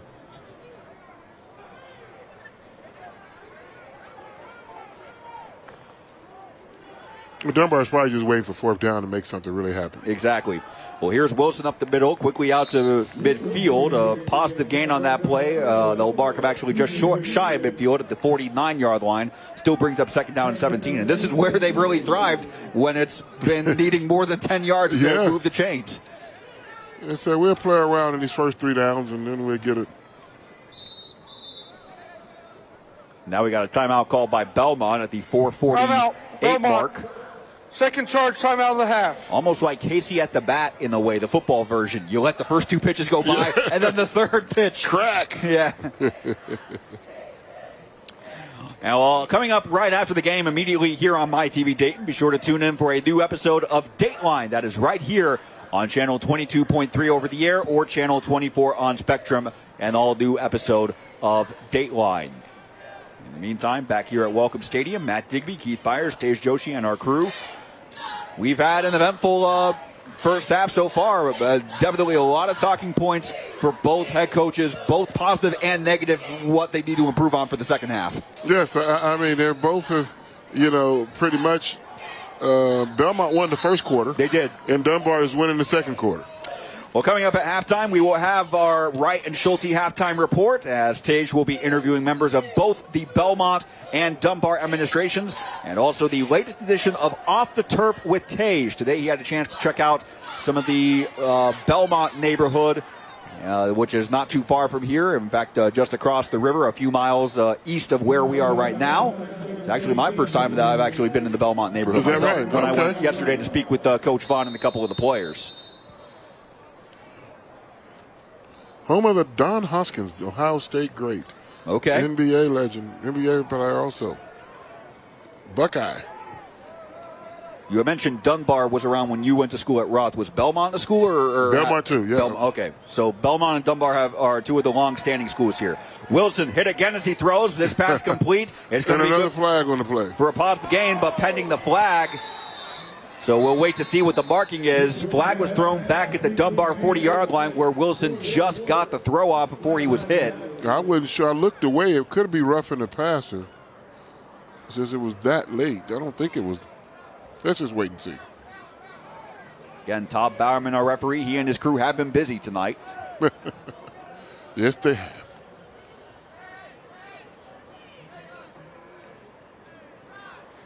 I mean, this late in the season, you wouldn't think you would see this many penalties. Exactly. Well, considering what's at stake in this game, again, Belmont not just playing for a city league title, but a winning record, a playoff berth. They are not out of contention just yet. Personal foul, roughing the passer on the defense, number 53. 15-yard penalty, automatic first down. So added on to that play, that's going to be an automatic Dunbar first down presented by Bathmasters, as it was a short pass up the middle of the Porter. They're taking advantage. Ball's going to be marked at the Belmont 24-yard line as Dunbar going for their first lead of the game after falling behind 16-0. Here's another look at the play. It was Barias Allen who just got a little too late after Wilson had let the pass go to Porter. Wilson on the QB keeper, up the hole and inside the 20, breaking inside the 10, and Will Wilson to the end zone for a Dunbar touchdown. That touchdown presented by Donatos, and the Wolverines. Do we have another flag, or is it their first lead of the night? It looks like the touchdown will stand. Todd Bowerman, it looked like a couple players were trying to engage in some extracurricular activity, but Todd Bowerman and the crew were quick to send both players back to their sidelines without any further penalty. So the touchdown stands, presented by Donatos. Dunbar takes its first lead of the night at 20-16. I'm telling you, that momentum has certainly shifted. Dunbar, like I said, they're playing with, a high level of confidence right now, and Belmont is playing with some doubt. We talked about the Wolverines not ready to give up their City League crown just yet. They don't control their own destiny, but they need to win out just to give themselves a chance. And right now they are winning, still with plenty of time to go, though. Porter took the direct snap, but he should break the plane from that angle. Oh, I had to see that sideline. We'll see what the It looked like he got in, like you said, it looked like he broke the plane. I thought he did, from but our vantage point. Maybe he lost the ball, and all he could do just to maintain momentum, maybe his body crossed the plane, but the ball never actually did. They will mark it short. Here's the angle from right on the sideline. Good call. The ball's in the right arm. It didn't cross the plane. Yep, that is correct call. Great tackle. Great tackle by Belmont to prevent the two-point conversion, and good call by the official to not just assume that because it looked like it, that doesn't necessarily mean he actually did what all was said and done. Here's another look at the touchdown run. Wilson controlling the low snap, but breaking free for a touchdown run. That move right there, you can't teach that. You have it or you don't. Little jump cut. Excellent run. Well, I talked with James Lacking yesterday. He had said, there's still a lot of opportunities in these last two games as you look at the RB scoring summary. 9-play, 55-yard drive ending in a 24-yard touchdown run for Dunbar. They still have a lot to gain. Even though they might not necessarily make the playoffs this year, they can still learn a lot from tonight's game, from next week's game against Ponitz. Yeah, you could be a spoiler. And they are certainly... You can take some solace in that. They are certainly in that position to potentially deny. I was only a spoiler one time. Yep. 91, last game of the season, we knew we was out of the playoffs, and we were playing the Washington now football team. And yep. They went on to win the Super Bowl, and they thought we were going to lay over and die the first half. And we come out, man, we're trying to win. And they took their starters out the second half. They said, oh, no, we got to get ready for the playoffs. Exactly. It's like that. This is an NFC Eastern game. It means something to us. Plus, we wanted to win 10 games. Well, this kickoff presented by Carroll Ward's Tire Company takes a low squib on the ground and taken right at the 25-yard line. That was Kenneth Wilder. I mean, not a bad play because they'll have great field position at their own 25-yard line, but they will not be able to advance the ball further. Should also mention that as it stands right now, if Dunbar does go on to win this game, that means Meadowdale tonight will clinch at least a share of the title, and they'll have the chance to win it outright next week. How about that? Lions coming off a big win this past week against Thurgood Marshall. And they are on the road tomorrow night at Trotwood Madison. Right now, the Lions are 16th in the Division III Region 12, the official rankings as determined by OHSAA. So if the season ended today, Meadowdale would be in the playoffs. Yeah, I would like to see Meadowdale and Belmont make the playoffs. Mm-hmm. I'd love to see they always cheer for the Dayton Public Schools. Being alumni of the Dayton Public Schools, that's right, folks. Last year, Dunbar did get into the top 16. Even though it was a first-round exit, they still had the opportunity to play an 11th game. As 1st and 10. Met right at the line of scrimmage, going to be tackled for no gain. Yeah, that's a lot of white jerseys around that ball. That was a handoff to number 12, Brian Dewberry, his first carry on offense tonight, as the clock is going to tick under 4 minutes to go in the first half. Multiple Wolverines making the stop, and you definitely see the momentum. Dunbar has it now, and you can tell they definitely... On both sides of the ball. Very much so. Just like Belmont had it in the first quarter.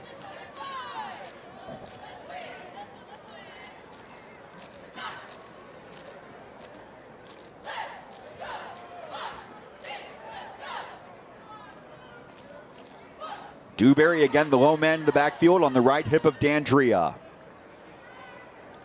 Let's see if Dunbar brings pressure on this play. Here they come. Dandria going with the deep ball down the middle. Or, excuse me, that was down to the right sideline. It was just beyond the reach of Davion Porter, but he was guarded cleanly by number 14, Josiah Whitfield. So the Dunbar defense has forced Belmont into a 3rd down and 10 situation. Yeah, they've been, this whole second quarter, they've had 3rd and longs. You know, not a lot of recipe for success when you're 3rd and that much yardage. After the first quarter, not just 2 touchdowns, but 2 very quick drives as well. The first drive of the game only taking 2 plays. Yeah, didn't need a lot of clock, not a lot of time off the clock. So when I was telling Dunbar they needed a reset, we were down 16-0, but they got their reset and have done the best and scored 20 unanswered points. 3rd down and 10, need to get the ball to the 35-yard line with 3:16 to go in the half. And we've got a flag again. Delay a game. Dead ball. Delay a game. On the offense. When it rains, it 5 pours. yards. 3rd down. Dunbar experiencing that first end of the first quarter, and right now this is Belmont. In the situation, is it a matter of do they try to keep this drive going, or is it just a matter of get out of these last 3 minutes, 16 seconds and just limit the damage? You know, Dunbar's last scoring drive didn't take long, so, you know, the half isn't over in these last 3 minutes and 15 seconds. You know, Dunbar's going to continue to push the envelope, but they get that ball back. Dandria gets around one man, going to take off himself. To the 30, to the 35. By count, he should have it, and there is a late flag after the play as well. One linesman marking the 36-yard line, which should be a first down pending the penalty. And the flag was thrown. Coach Ron is out on the field trying to help the referee with that call. He called a block in the back? On Belmont.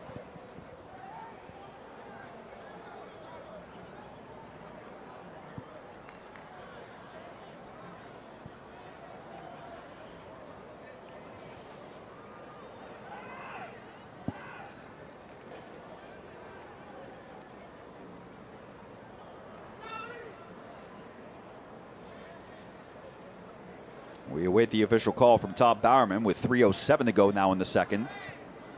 Legal block in the back. On the offense. 10-yard penalty. 3rd down. Obviously, that will negate what otherwise would have been a first down pickup by Dandria on the QB keeper. Instead of 3rd and 10, now it's going to be 3rd and, or actually blocking the back, it's from the spot of the foul, so 3rd down and not quite 20, but still not an ideal situation. Not at all. Well, here's another look at the replay. There on the right side of the screen. That. In fact, if anything, I mean, your block doesn't matter at that point. In fact, if anything, it moves them a little bit closer. It's 3rd down and 9 from the 26. Dandria with time. Now firing, and that pass is going to be low and short. Intended for number 22, Tomo Kleeman, but the pass was well short of the intended target, so it's going to be a 4th down for the Bison.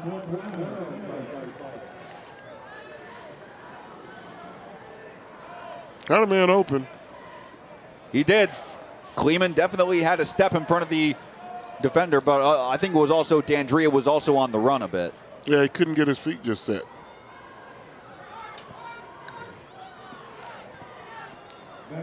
So Belmont will take the punt, and a huge opportunity for Dunbar. Remember, they won the kickoff, or they won the opening toss and deferred the opening kickoff, so it will be Wolverines ball right out of halftime And what a turn of momentum this has been since the opening minutes of the game. Here comes pressure on the punt. Maddox off the side of his foot. It will get a couple pro Belmont bounces, but it will go out of bounds around the 44-yard line. Great starting field position for the Wolverines on the plus side of the field with under 3 minutes to go. And Marcus Vaughn is going to have quite a few points to address in his halftime talk coming up in a couple of minutes. Yeah, they don't give out a trophy at halftime nor after the first quarter. Nope. And Belmont, has lost some momentum. The band is trying to get them back into the game now. Change the dynamics. They are. They arrived here at Welcome Stadium certainly fired up, and they had good reason to be fired up in the first quarter, but since then it's been all Dunbar with plenty to celebrate over the course of the latter part of the first quarter and pretty much all of the second quarter.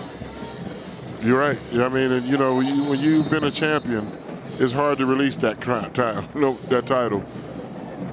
And Dunbar is not going to give it up easy. Call it a slow start or first quarter jitters, but that's exactly been the case as Porter up the middle to about the 40-yard line, so a gain of close to 4 will bring up 2nd down and 6.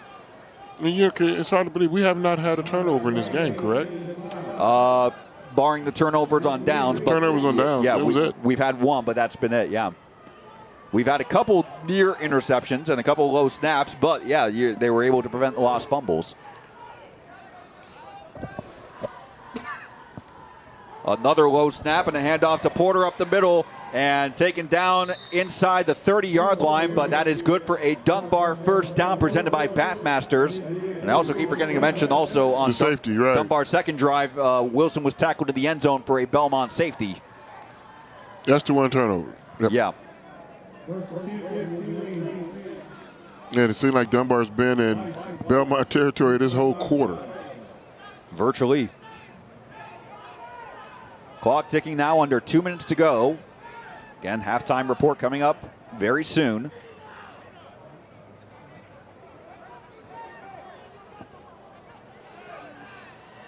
Wolverines certainly not in the rush. Play clock is in single digits. Wilson on the QB keeper up the left side. And cutting inside the 20-yard line, close to about the 17. That is not a first down, but it does move the Wolverines. It's some more laundry on the field. More laundry on the field, so we'll wait for the flag. It came from the side, Judge. I'm like, and the ball was going away from him. I'm interested to see what he saw.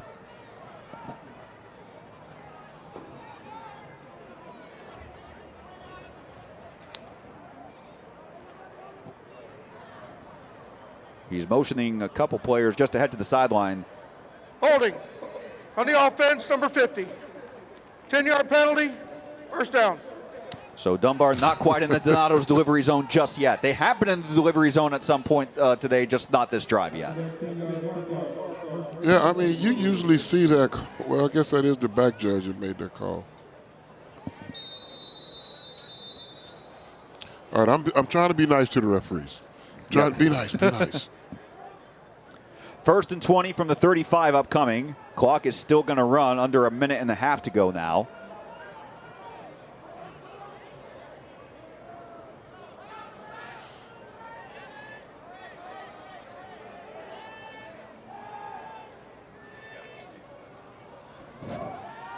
And here's a handoff to Ulysses Porter, back to about the 30-yard line. That's going to be a gain of 5. We'll bring up 2nd down and 15. The Dunbar still has 2 timeouts. And they will also be getting the ball for the second half kickoff. So it's a situation that that James Lacking is. He's not unhappy to be in it, but do you try and go for a score now, knowing that you're going to get the ball after I'm going to find Isaiah Jolly. That's deep over the middle. That's been down the sideline. That's been pretty good for them tonight. Me.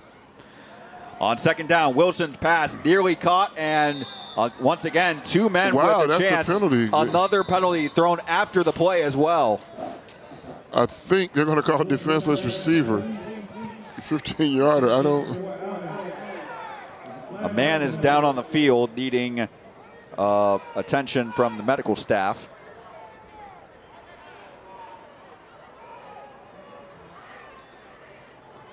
We were just told by our crew that every single play this quarter has been on the southern half of the field toward the scoreboard.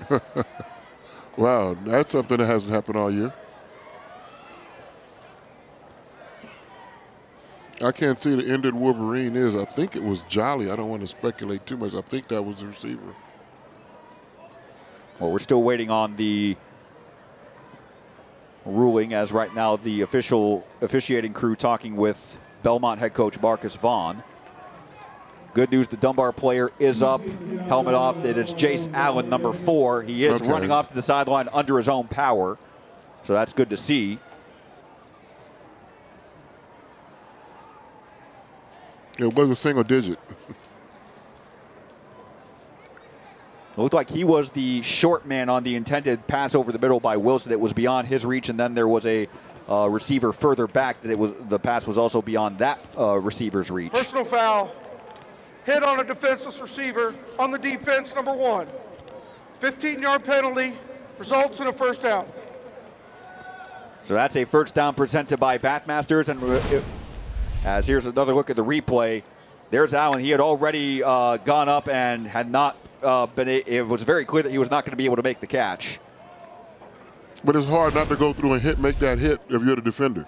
You don't know he didn't catch the ball at that point. Yeah. So a first down. The referee's been watching too much NFL football. First down presented by Bathmasters. It also means Dunbar has entered the Donato's delivery zone. Donato's Pizza, a great call for after the game. Order online for pickup or delivery at donatos.com. Every piece is important. 26 seconds to go in the half. First and 10 from the 15.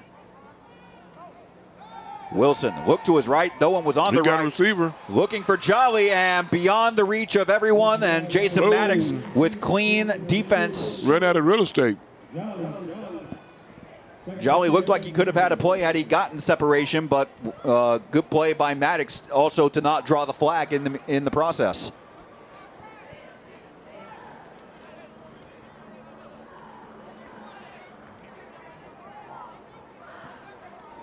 That only took 6 seconds of game time off the clock, so 20 seconds now. Second and 10 from the 15.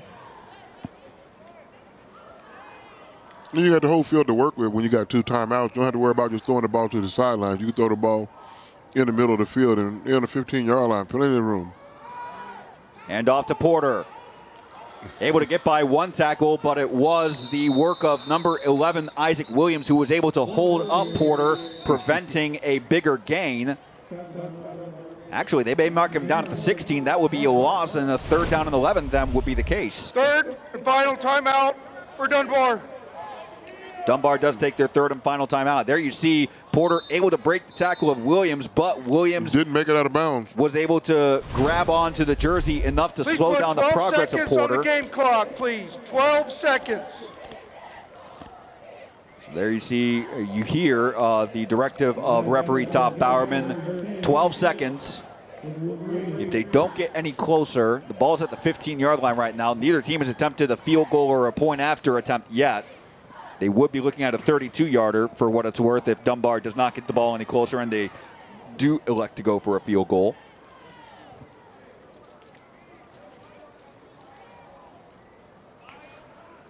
And, you know, if you throw the ball in the middle of the field and don't score a touchdown, it's going to be hard to get another play called. They get lined up. Unless they do get a first down. They can get a first down at the 5. That's true. That can happen.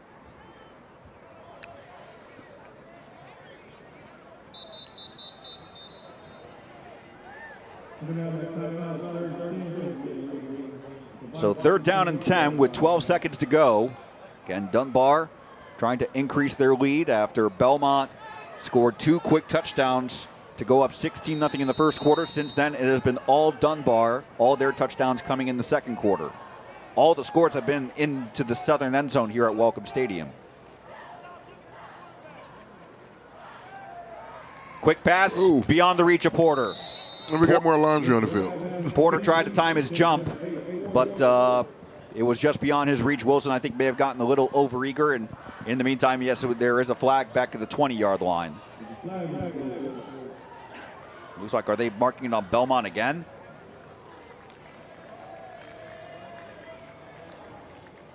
That flag came out real fast, though. Personal foul face mask on the defense, number 53. Half the distance to the goal, 3rd down. So not enough to move the chains for an official first down, although they are quite close. It's going to move them to the 7.5-yard line. Here's another look at that play.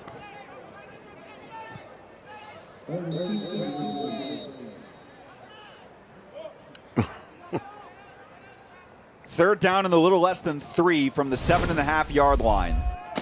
Wilson around the left side, got by one man, dancing inside the 5 and down at the 1, but it will be a 1st and goal. And there's not enough time to get another playoff.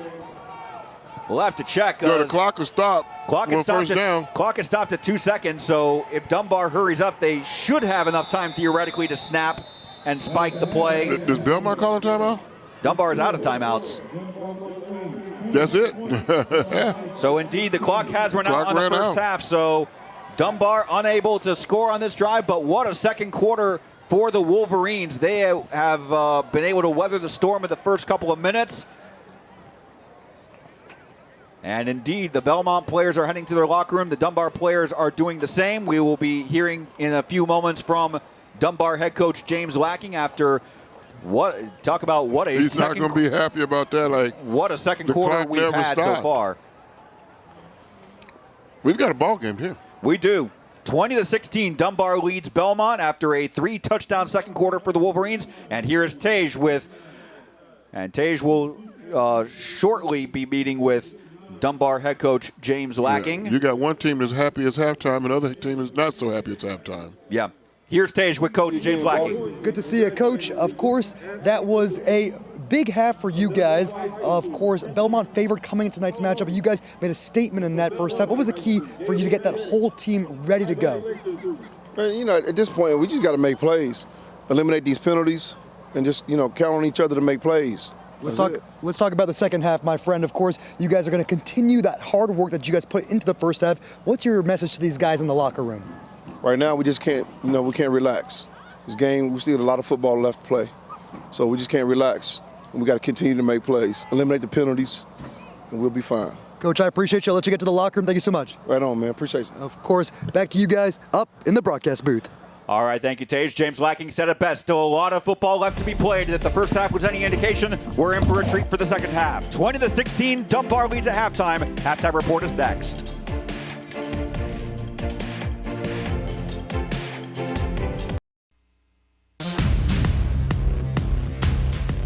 The Halftime Report is sponsored by Wright & Schulte.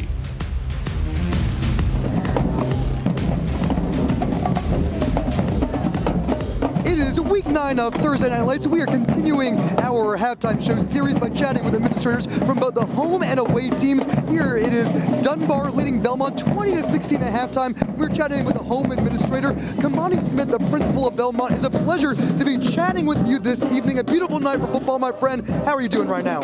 I'm great. How are you? I'm feeling good. We're watching a good football matchup tonight. Let's talk a little bit about your community. When it comes to Belmont High School, who are you guys as a community? What do you really pride yourselves on? Sure. Well, Belmont is the most diverse school in Dayton Public Schools. So we celebrate and we love that diversity amongst the students, and we're really trying to get the students to buy in. Despite the diversity, the culture is imperative in that we are one. I like that. You put a lot of emphasis on your diversity and your culture. Let's talk about Belmont as an entire community, not just the high school. For those who are watching right now, they may know that Belmont is one of those core neighborhoods of the city of Dayton. How would you describe Belmont in your own words? In my own words, I would describe Belmont as love. And when I say love, I mean I just met some previous graduates of 85 of Belmont who showed a lot of love. And then most recently, maybe about 3 weeks ago, we had a Belmont Business Days, and a lot of community members and community stakeholders really love Belmont and they want to give back to Belmont. And so I'm really appreciative of that, of them wanting to give back to change the culture in the community of Belmont and change the narrative, because a lot of good things take place at Belmont. We are just about out of time, my friend. It's great to hear you talk about the school and really changing that narrative, as you said, about your community. Thank you so much for your time. Really appreciate you, my friend. Thank you. Go Belmont. Of course, we're going to continue our halftime coverage with more administrator interviews. That's going to be after this commercial break. Stick around, my friends.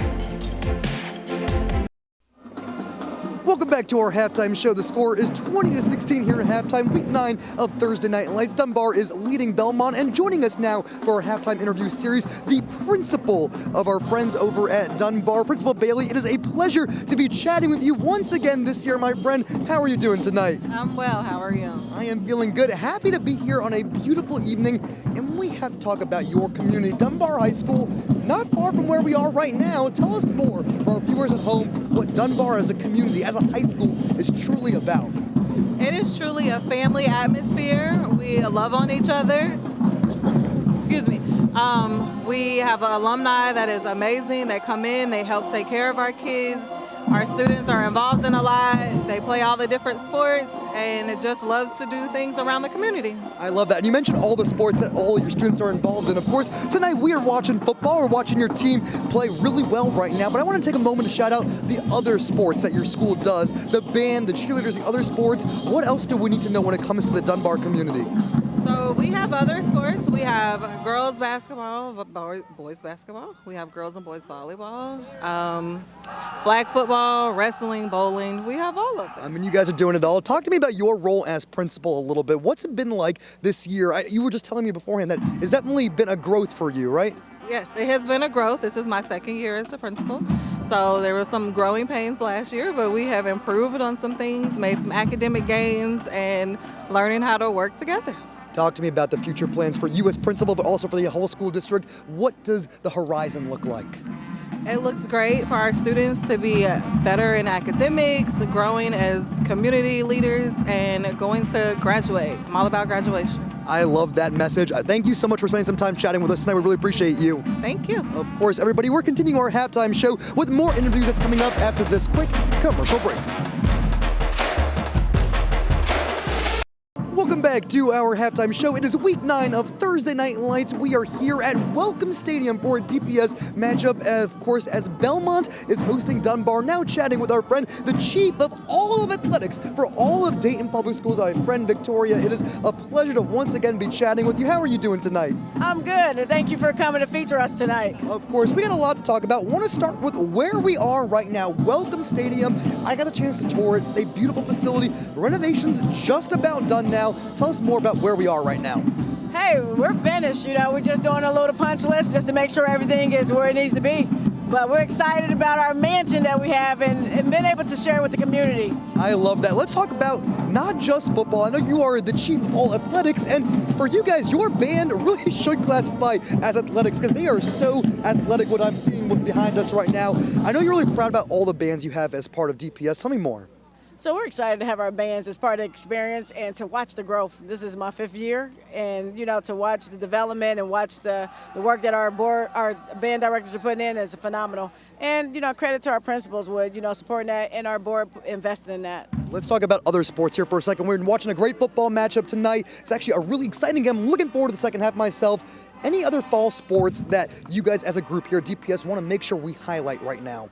Well, we are continuing to grow, and we have been charged to keep having more offerings for our students. So to watch our teams grow, watch the numbers grow, being able to retain our coaches, that's part of the success of us continuing to grow as a unit. Very exciting stuff across the board. My friend Victoria, it was a pleasure to be chatting with you as always. Thank you so much. Thank you. Of course, our halftime show continues. It's going to be right after this commercial break. Welcome back to our halftime show here, week 9 of Thursday Night Lights. Dunbar is leading Belmont 20-16. Time now to chat with one of our lead sponsors of our entire Thursday Night Lights series. That would be Lee's Famous Recipe Chicken, their spokesperson, Cameron Langer, hanging out with us tonight. My friend Cam, always a pleasure to chat with you on a beautiful evening for football. How are you doing tonight? Doing great tonight, Tage. How are you? I am feeling very happy to be chatting with you. What we need to focus on is the fact that you guys are our lead sponsors, and you need to tell us why. Why is your team so proud to help us shine a light on high school athletics? Sure. I mean, we have so many great student athletes around the area, and we're happy to put some lights on them on Thursday night. And it's fun to feature them right now in a game like this in Welcome Stadium here in the heart of Dayton. Really appreciate your team helping us do that. Let's just give you guys a moment here to brag about what you're doing over at Lee's Famous Recipe Chicken. Do you guys have any good stuff you want to talk about? Absolutely. We got the Buckeye box. Compliments to Mr. Byars up in the booth. Comes with 4 strips, potato wedges, and 2 sauces, as well as fantastic catering options for the football season. Very good stuff across the board, my friend Cam. It is a pleasure to see you. We will see you next week for our final week, week 10. And for now, we're going to chat about some of those scholar athletes that Cam was just talking about. Throughout the 2024 season, the Jeff Schmidt Auto Group will recognize an exceptional student scholar athlete from each participating school. Here are this week's Jeff Schmidt Auto Group scholar athletes. From Belmont, Jaden Reddick. Jaden has a 3.29 GPA and has been on the honor roll every semester since his sophomore year. He is a member of the Bison varsity football and outdoor track teams. Dayton has 10 solo tackles so far this season, and in track is a member of the 2x200 and 4x400 relay teams. He has taken on an active role as an academic tutor and for his teammates and other students. Jaden gives back to his community by volunteering to do yard work for his neighbors to beautify their properties. From Dunbar, Christian Calmes. Christian is a member of the Wolverine football, wrestling, baseball, and track teams. He has a 3.5 GPA and is on the honor roll. Christian is a member of the Student Senate at Dunbar and is a student ambassador. On the football team, he is a team captain and has earned conference honors. Christian is a volunteer for Poetry Slam, Dunbar Speaks, and the Cultural Festival. His principal describes him as an ideal student athlete who displays relentless effort, consistency, and leadership. The Jeff Schmidt Auto Group is proud to sponsor the Scholar Athlete Award, featured on Thursday Night Lights. We are honored to recognize these scholar athletes from all over the Miami Valley for their outstanding academic and athletic achievements.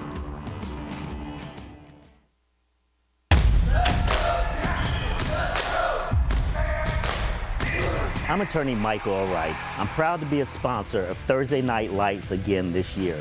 I'm happy to take part in such a great community event.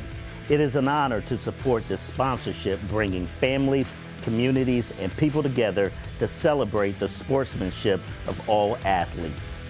Let's all celebrate together, and remember, if you've been injured in an accident, make the right choice. The best Thursday Night Lights and Friday Night Rivals highlights from across the country. Curtis doesn't like what he sees, takes for himself, now towards the left sideline, still on his feet, still up, D-Tech twirls in, and goes over the goal line. Jared Curtis with his third touchdown of the night as Nashville Christian. NC safe kickoff, and that ball comes loose, and Sanderson recovers. Throws deep, Blair brings it in. Jadon Blair wrestling to the 15. Oh, Notre Dame fans, you gotta love seeing that one. Jadon Blair. Ball in the air, and it's intercepted. Oh.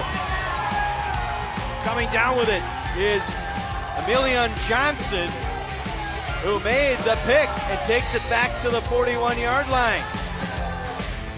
Carpenter looks to throw. He will. It's intercepted in the end zone for the Red Devils. In bringing it out, looking for a big return. Here comes St. Clairsville off to the races. All the way back for the score, Gage Wolf. Now he steps up, wants to go for it all up the right side and pull it down at the 20. Inside the 20 again is Katori Marion.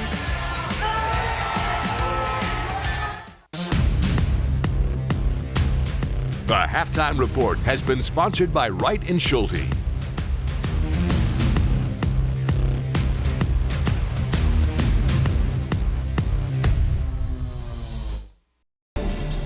Welcome back to Lee's Famous Recipe Chicken Thursday Night Lights, presented by Cincinnati Area Toyota Dealers. We're just about ready to start the second half of Week 9. Dunbar with a 20-16 lead against Belmont, and if you could divide a game into a tale of two quarters, this would be it to a T. This was the first minute of the game. Kenneth Wilder, a 53-yard touchdown run to open the scoring for Belmont. They take a 6-0 lead.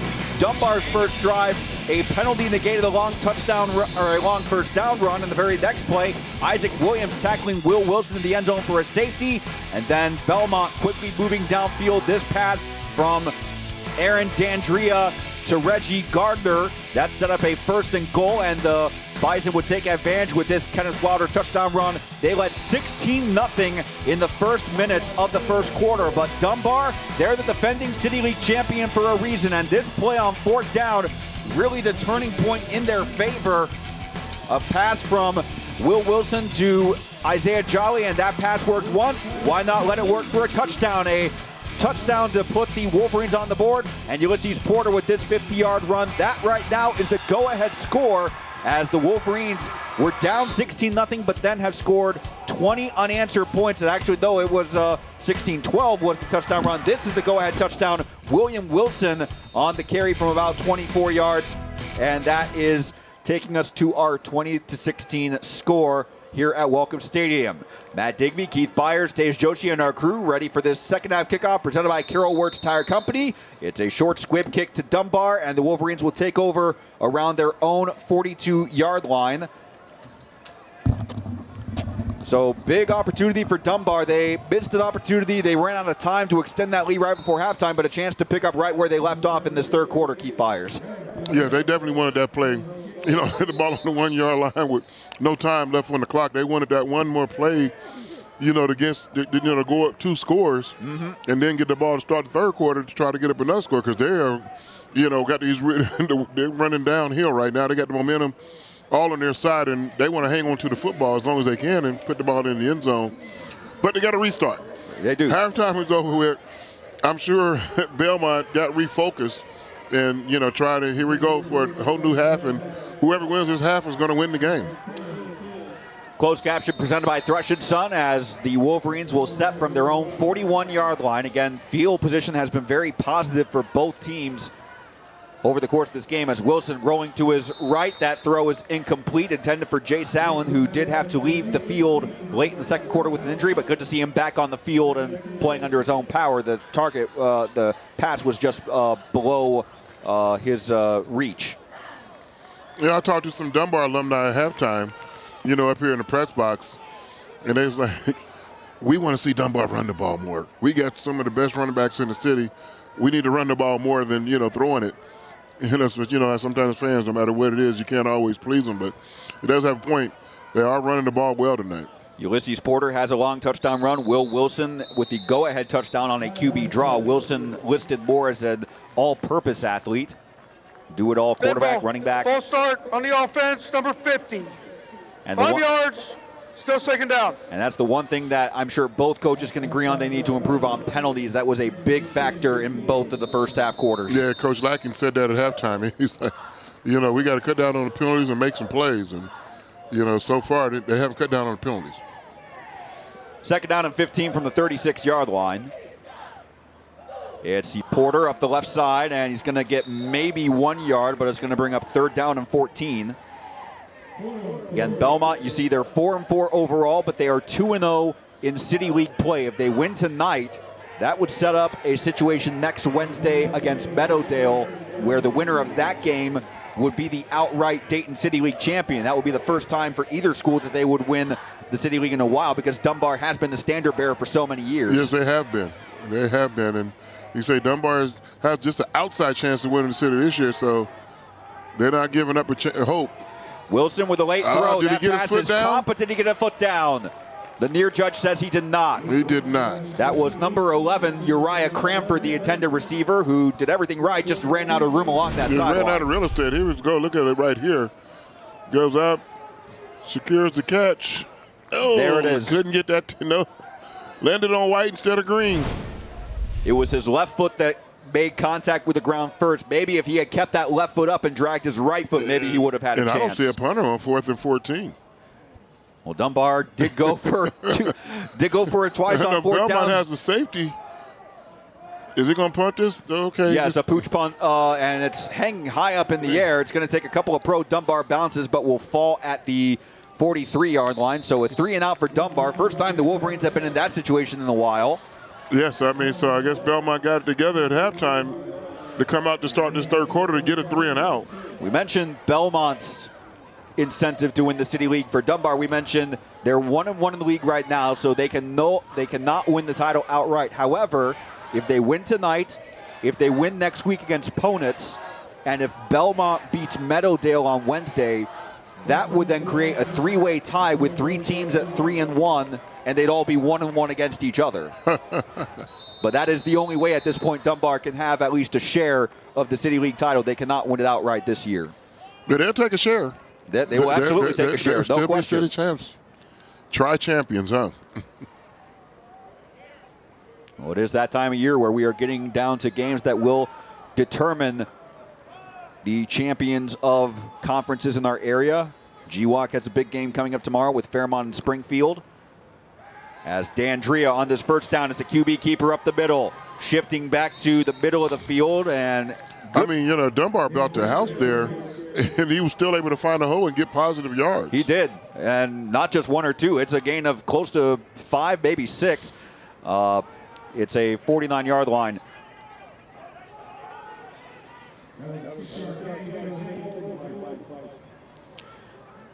Gain of 6 officially, so 2nd down and 4 from the 49-yard line.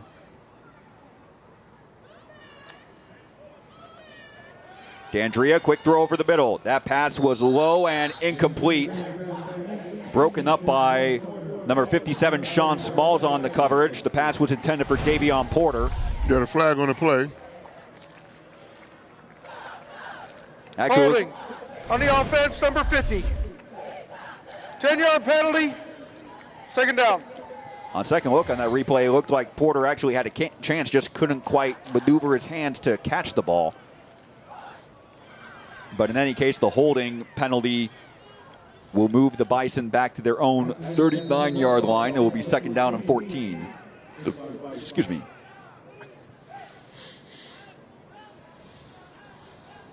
Still a long way to go in this game and a long way to go in the season.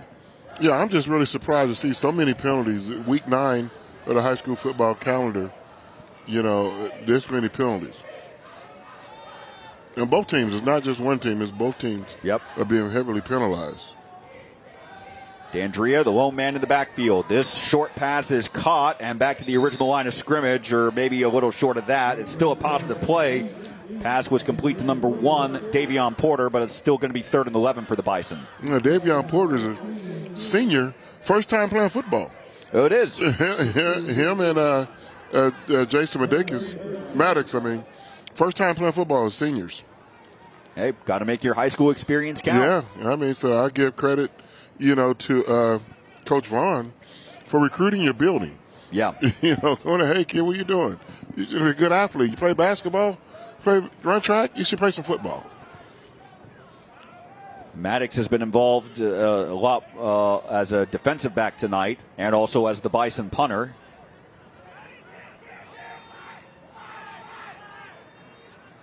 Third down in the better half of 10. D'Andrea looking for a deep ball. Has a man down the sideline, and there's going to be a flag. Again, intended for Porter, but it looked like definitely a bit of contact there down that sideline. Yeah, I think Kieran Price, they're probably going to get in for a pass interference. You don't mind giving up 15 yards as opposed to giving up a touchdown, if you're beat. Pass interference on the defense, number 5. 15-yard penalty, 1st down. So it will be a 1st down, and that is indeed a 1st down presented by Arby's for Belmont. It will also move them past the 50-yard line. We mentioned this, I think maybe all but one play in the second quarter was on the plus side of the field from Dunbar's perspective.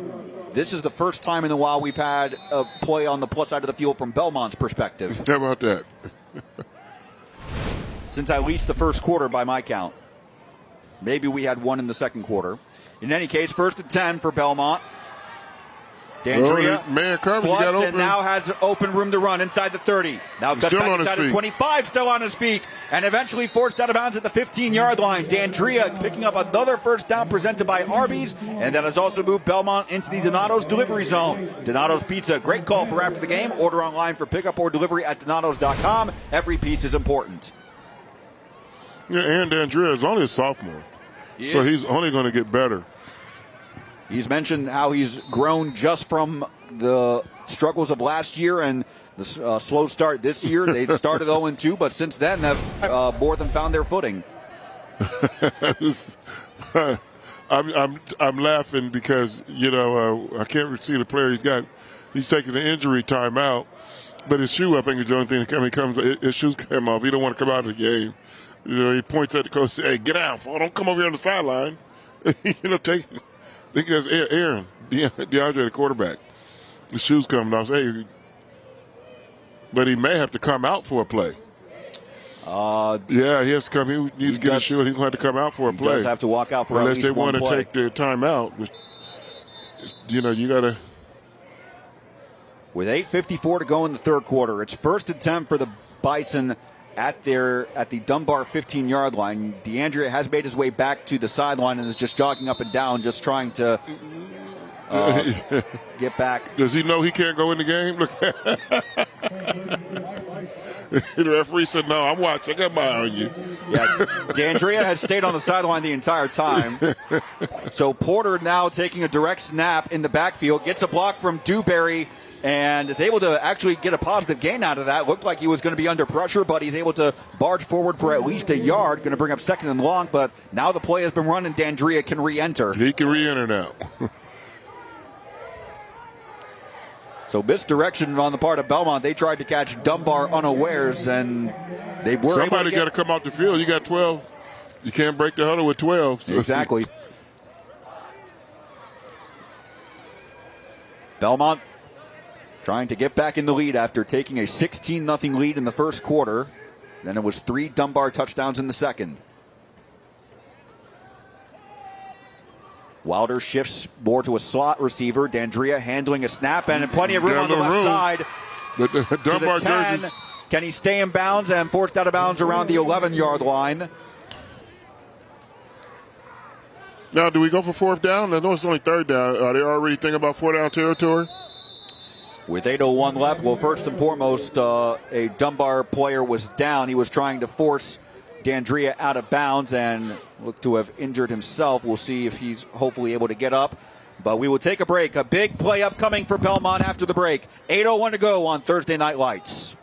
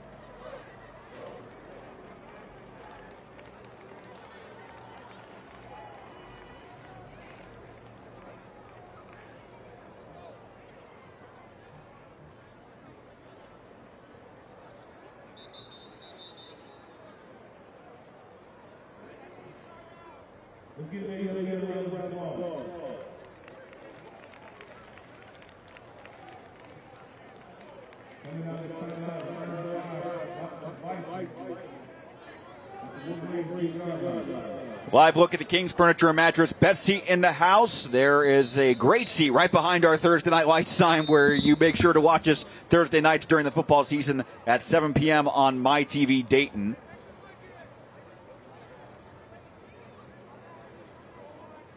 As we can report, it was Derek Hardy who was down. It looked like a cramp. The trainers did come onto the field, so Hardy does have to leave the field for at least one play. But it looked like the behavior, it was just a cramp. Hardy just needing to stretch it out. And he is walking, albeit a little slowly, back to the sideline, but under his own power. Dunbar's going to take a timeout here? Where's it?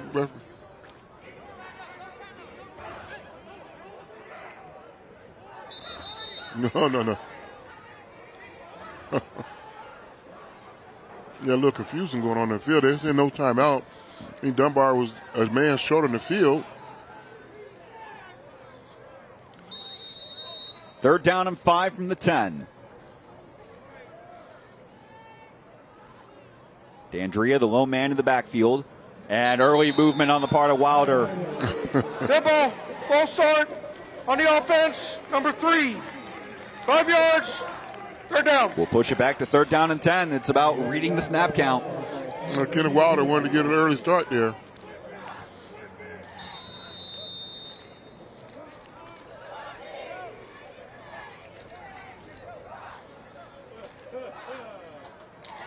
And they can still get a first down here. They don't have this, not 3rd and goal. 8:01.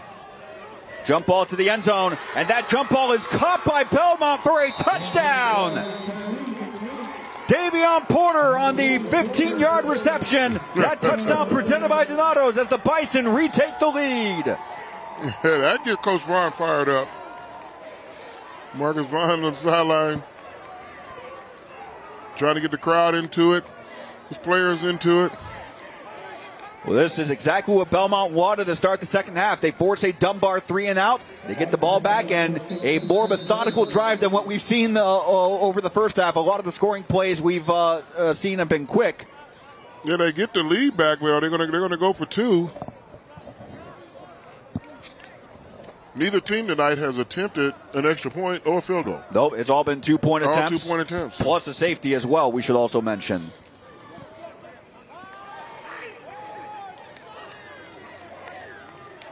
Quarterback keeper.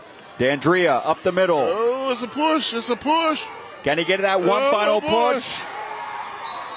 My count, it looks like he did. Oh, wait a minute. Referee said no. The sideline judge is saying he did not break the plane. We saw a lot of red jerseys in the end zone. I guess not the right one. Oh, we'll have to take a look at the replay because Dunbar had an instance like this where Ulysses Porter kept trying to drive toward the plane, but he kept his, he was positioned sideline where his left hand was his backhand, so the ball never was actually that close. We'll have to see here. And, yeah, I'm not sure, Dandria. I think I saw the ball on the white strip of the goal line. You saw it? Yeah.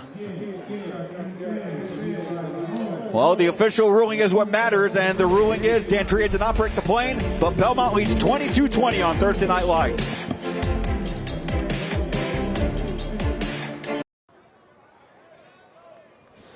$7:54 to go in the third quarter. Belmont back in the lead, 22-20 at Welcome Stadium after a more methodical drive than we've used to seeing in scoring opportunities for either team, but the Bison are back in the lead after going up 16-0. Dunbar then has scored 3 straight, and now this is Belmont's first score since the first quarter as they get ready to send the ball away for the Carroll Wirtz Tire Company kickoff.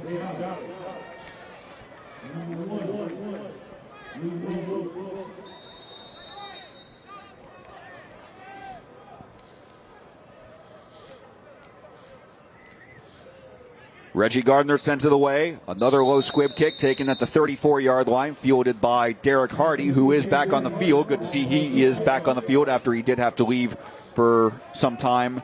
A little slow getting up right now. Oh, it's that cramp, man. I think the cramp is back, unfortunately. Recap of the Arby's scoring summary. 8 plays, 57 yards, and ending in a 15-yard touchdown from Aaron Dandria to Davion Porter.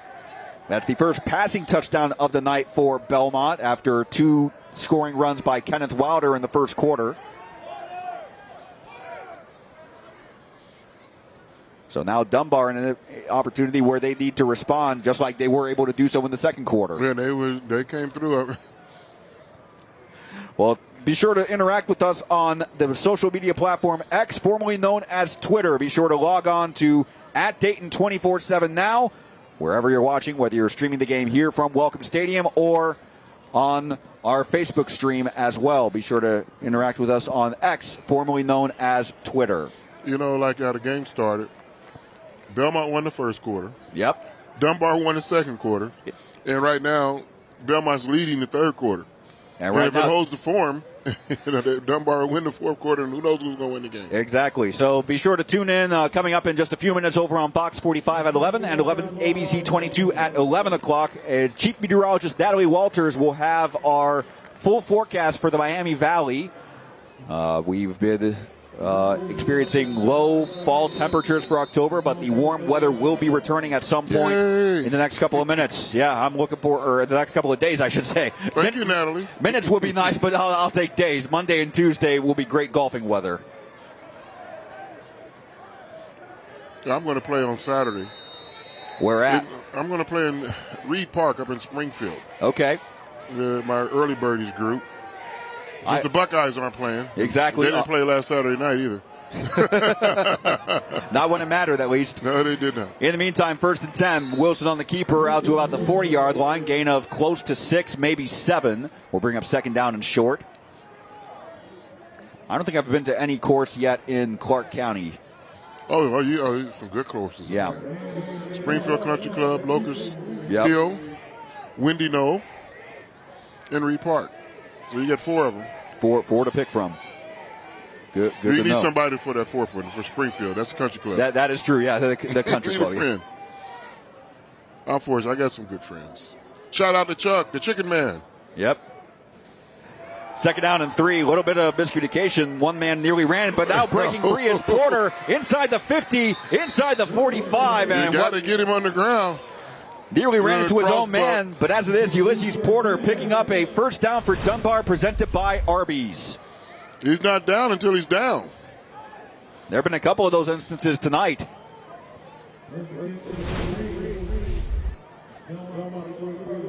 Marking at the 43-yard line. This is a good old-fashioned Dayton Public Schools slugfest. Under 7 minutes to go in the 3rd. Again, we still have the entire 4th quarter still to come. Wilson on the keeper to about the 40. That's going to be a gain of close to 3.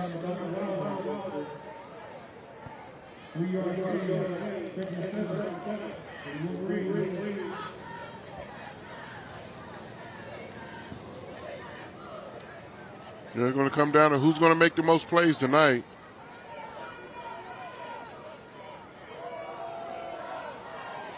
Well, they've got some holes. And a handoff to Isaiah Jolly inside the 20. Does one man have an angle?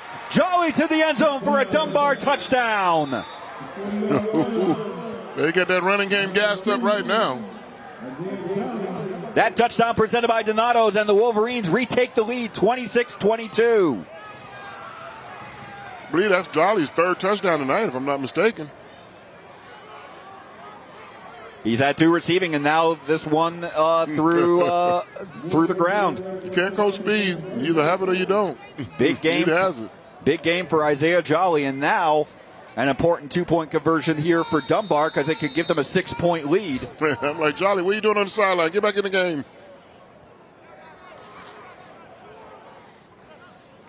Wilson, keeper, up the middle and diving into the end zone for a touchdown.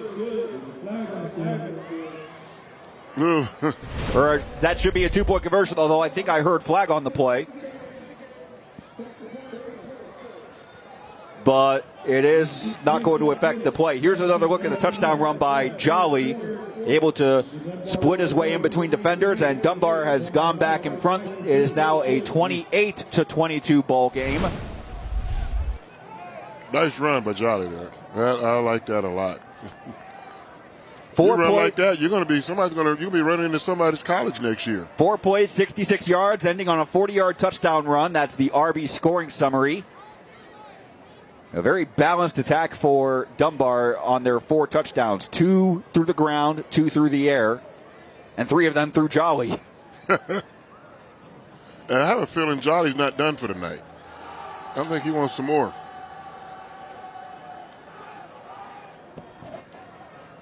Both teams certainly excited about the opportunity of playing on Thursday Night Lights, and the play, especially on the scoring plays, has certainly matched that opportunity. As we also invite you to be sure to check out Fox 45 weeknights at 7 and 7:30 for back-to-back episodes of The Big Bang Theory, the adventures of Sheldon Cooper and his friends.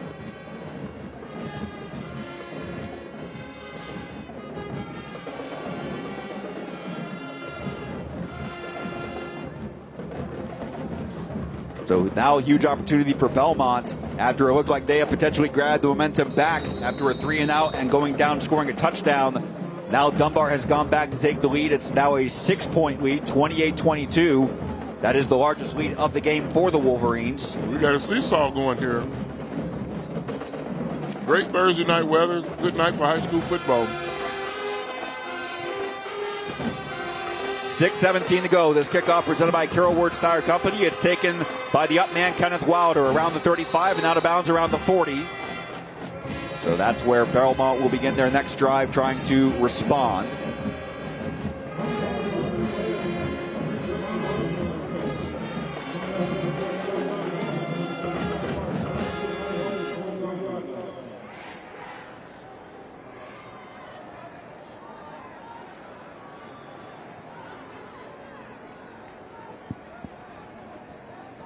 There's still 6 minutes and change to go in this third quarter. How important is it right now for Belmont to get points, or is it more just a grinded-out drive? I know we haven't had many grinded-out drives over the course of the evening, but... And we got 18 minutes of game time to play, a quarter and a half.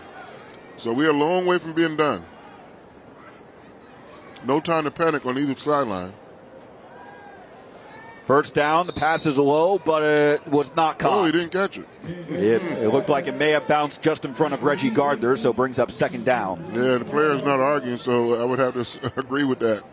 I mean, it was a good safe throw. Ball just didn't get it all up. I think it hopped right there, yep. There it is, yep. Maybe Gardner did get a hand.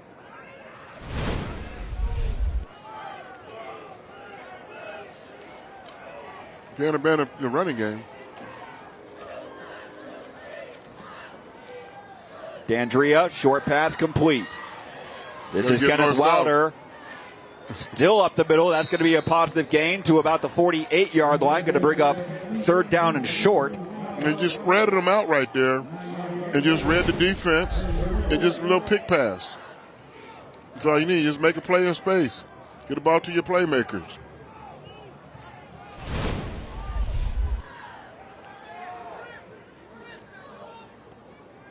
Third down and 1. D'Andrea has room to run up. Now cutting to his right side. Should have it up for the first down.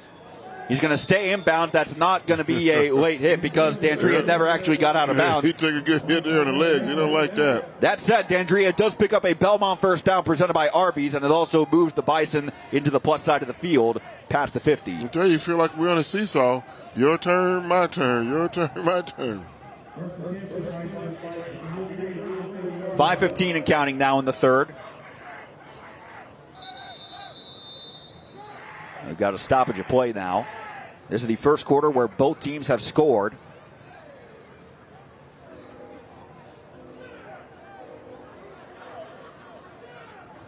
A couple of the players, they were unsure about substitute. Were they going on as substitute players or not? Oh, the quarterback wasn't ready for the snap. D'Andrea was not ready for the snap. It falls kindly for him, so he's able to extend the play, and he's actually going to get a positive gain out of this. Forced out of bounds inside the 45-yard line. So very nearly a disaster. Yeah, it was a fumble on the play, but I saw the referee throw his beanbag. I assumed it was going to be a flag. Yep. But it was just well, here's another look at the play. D'Andrea was still shouting out instructions. But thankfully for him, the ball fell kindly. He could just pick it up and actually turn in about actually, they're giving him a 4-yard gain on that play. Yeah. Just the way the coach drew it up. Exactly.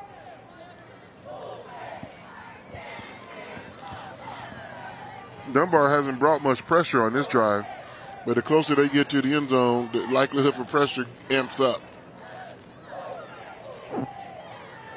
Second down and 6. D'Andrea going deep down the right side and falls right through the hands of his intended receiver. That was Porter again. Nearly had another circus catch in traffic. As it is, we have a third down and 6 upcoming for the Bison.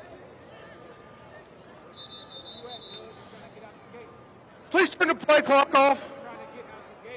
Please turn the play clock off.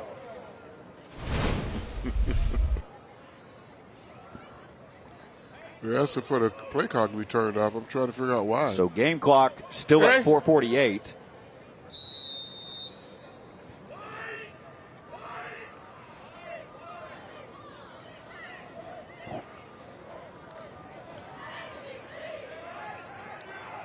So third down and 6 for Belmont. They need to get the ball to the Dunbar 37-yard line to extend this drive. Dunbar, again, this is their biggest lead of the night at 6 points, 28-22. They have climbed back from a 16-0 first quarter deficit. This pass, it was short and incomplete.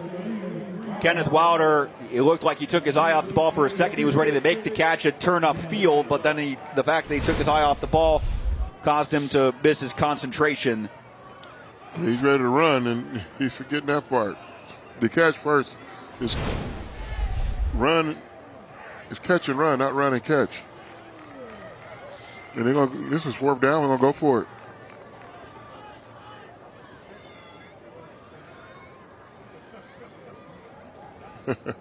Wish I knew how much time was on the play clock. Exactly.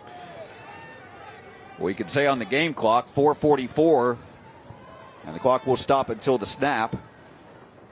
Dandria scrambling to his right, quickly running out of room. He's met behind the line of scrimmage and doing all he can. It's going to be a loss on the play, and it's going to be a turnover on downs for Belmont.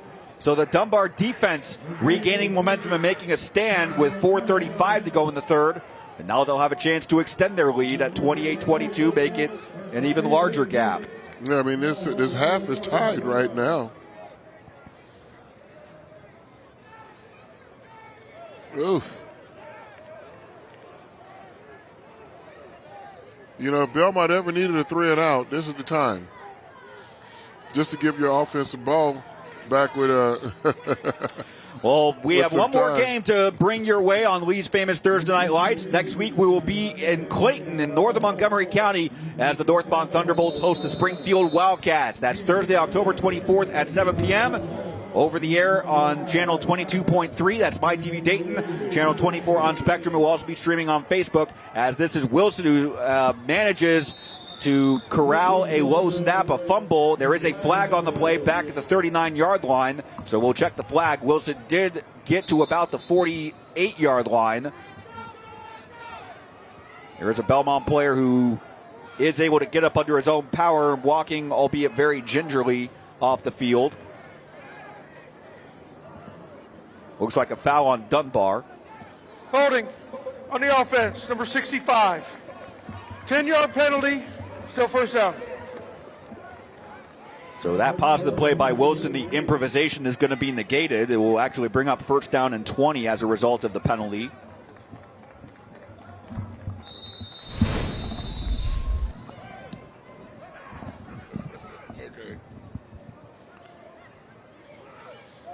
The ball is going to be placed back at the 34-yard line. Clock is running, 4:19 and counting to go in the third quarter. This is Porter up the left side and past the 35 to about the 36. Still going to bring up second and very long for the Wolverines. But both teams have picked up big yardage on third and fourth and long. They have, and on second and long too. That's the situation Dunbar finds itself in. Yeah, we've had a lot of explosive plays today.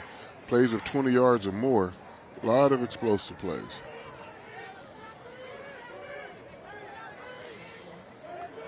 From the 36, second down and 18. Need to get the ball to the Belmont 46-yard line.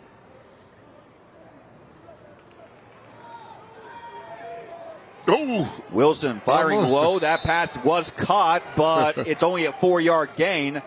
It almost looked like a chance to be an interception, a possible pick six, but Dunbar has come down with it. Derek Hardy. Good break on the ball. Derek Hardy did make the reception, but very low on that pass. That looked like number 14 on coverage, Gavin Bradley for Belmont. Clock now under 3 minutes to go in the third. Again, we still have a whole quarter to play. Still got a whole quarter to play. Is that both teams have been picking up third and long quite regularly. On third down, Wilson firing off the hands of Hardy. Would have been enough for a first down, but just beyond the reach of Derek Hardy. So, Did you go for it on fourth down again? On 4th and 14 with a 6-point lead. It was one thing when they were down 16-0. Ball just, if it had hung up just about a half second more, that would have given Hardy time to readjust.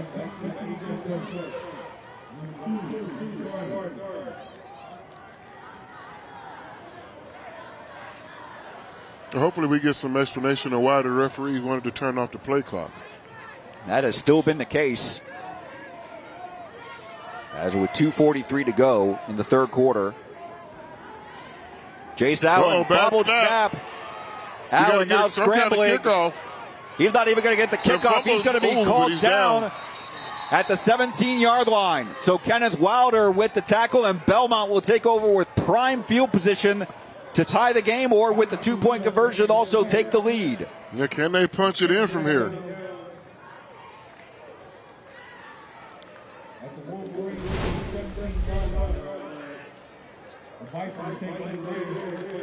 Well, there's another look at the replay. Allen doing all he can just to extend it, but Wilder not fooled. There's no penalty on the play. First down, Belmont. So it will be a marking at the 17-yard line. So Belmont will begin this play in the Donato's delivery zone. Donato's Pizza, great call for after the game. Order online for pickup or delivery at donatos.com. Every piece is important.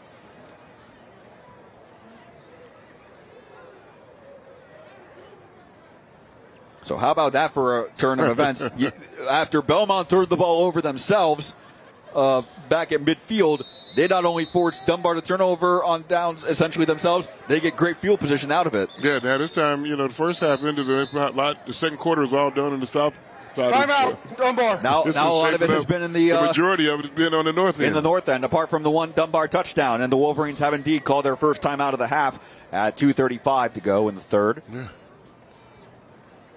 Well, we've had some great games so far, and when you look at it, this has been a quality game so far as well. When you realize what is at stake for both teams, Belmont with a chance to grab the torch. I mentioned it, a potential passing of the torch kind of moment that if Dunbar does not win tonight, or if they don't win tomorrow against opponents, then they will not be the City League champions. That will be the first time in a while that Dunbar's been a heart of a champion for so long, and does this look like a 1-7 football team? No, I don't think so. Not from what we've seen so far.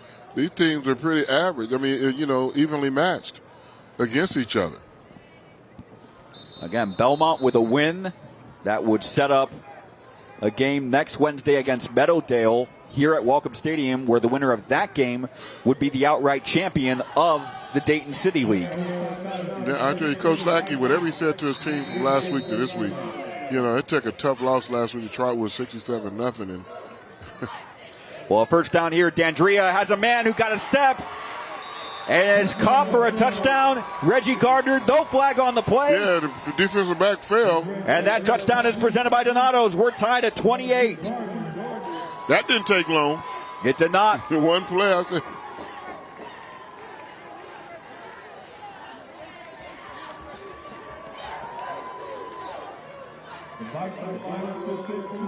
So with 2:30 to go, here comes a two-point conversion.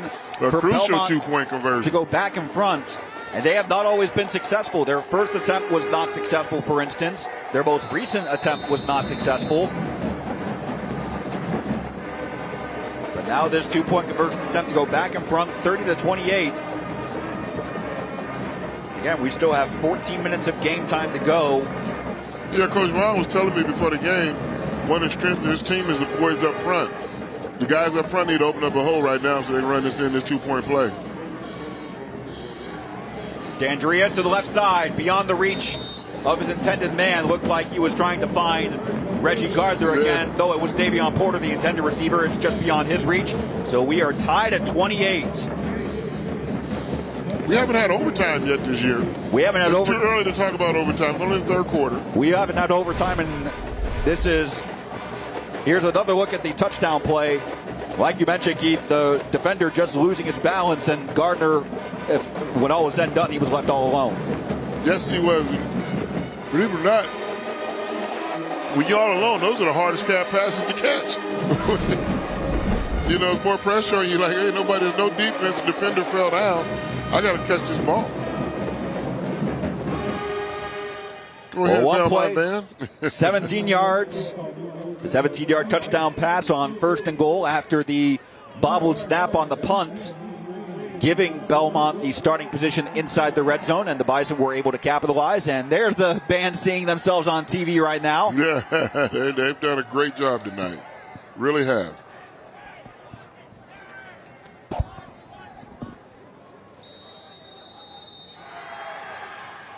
This upcoming kickoff sponsored by Carol Wirtz Tire Company. Squib kick it. Another squib kick. Bobbled at first, but then eventually picked up by Jolly. Now running backwards back to his own 31. You got to watch out. Get him on the ground. And they will mark him down at the 30-yard line. The forward progress. He actually lost yardage from when he recovered that ball close to about the 35, but then he ran on his own power backwards. Yeah. So if he get his shoulder, if he could have gotten his shoulder square to the line of scrimmage, it would have been a big return. Not bad field position for the Wolverines, their own 30-yard line, but it could have been better.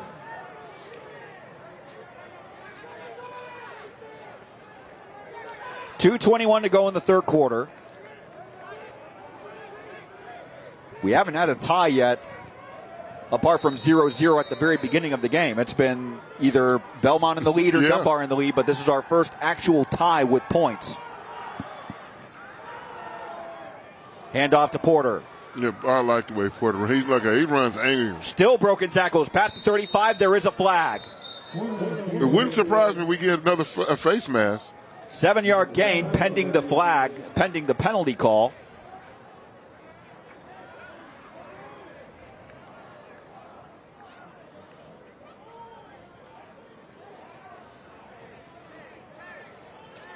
Face mask on the defense. Number 7. 5-yard penalty results in a first down. We have seen more face masks tonight than all season combined. And the placement of the ball is an automatic Dunbar first down presented by Arby's. And it also means still a running clock because it was a running play. So coming up on 2 minutes to go in the third. Okay, I'm snatching all the whistles out of the referee's mouths. That and the flags. Let the kids play. I think they're equipment malfunctioning again. Yeah, they got an equipment issue. Yeah, they're needing to make a substitution. Okay, player safety first.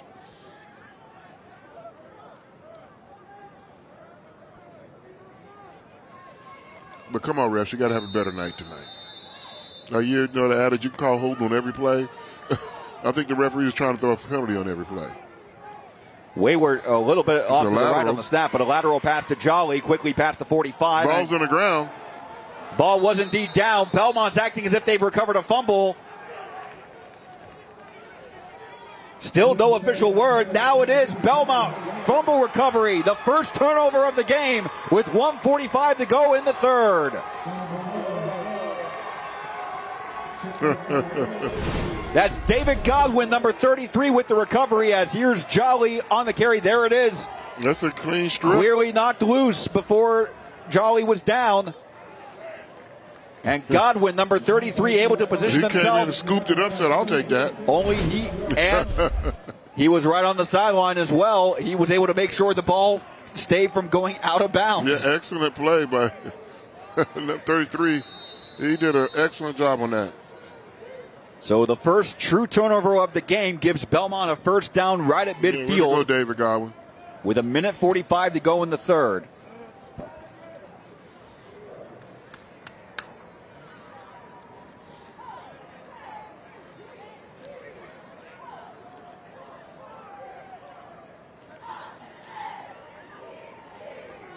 D'Andrea, the low man in the backfield. Quickly ran out of time. Buying some more time. A risky pass and incomplete. That was very nearly intercepted. Almost getting right back to him. Two Dunbar players were in perfect position, and again, it was the pressure of number 23, Dante Averett, who has really been able to force D'Andrea to scramble more than he would have liked. And again, a very risky pass could have fallen very nicely for Ulysses Porter if it was just a little lower.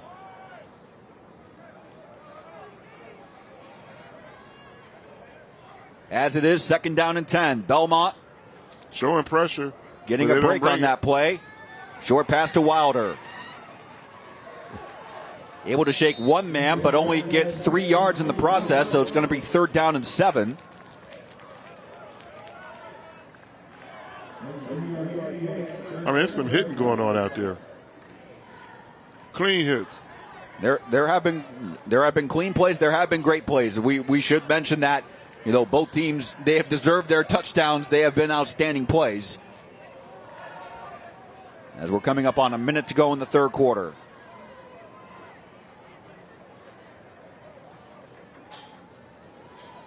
Well, this game is shaping up into a battle of wills.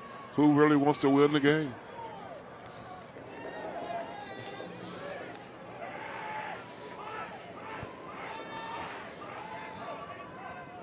Early movement on the part of Dunbar.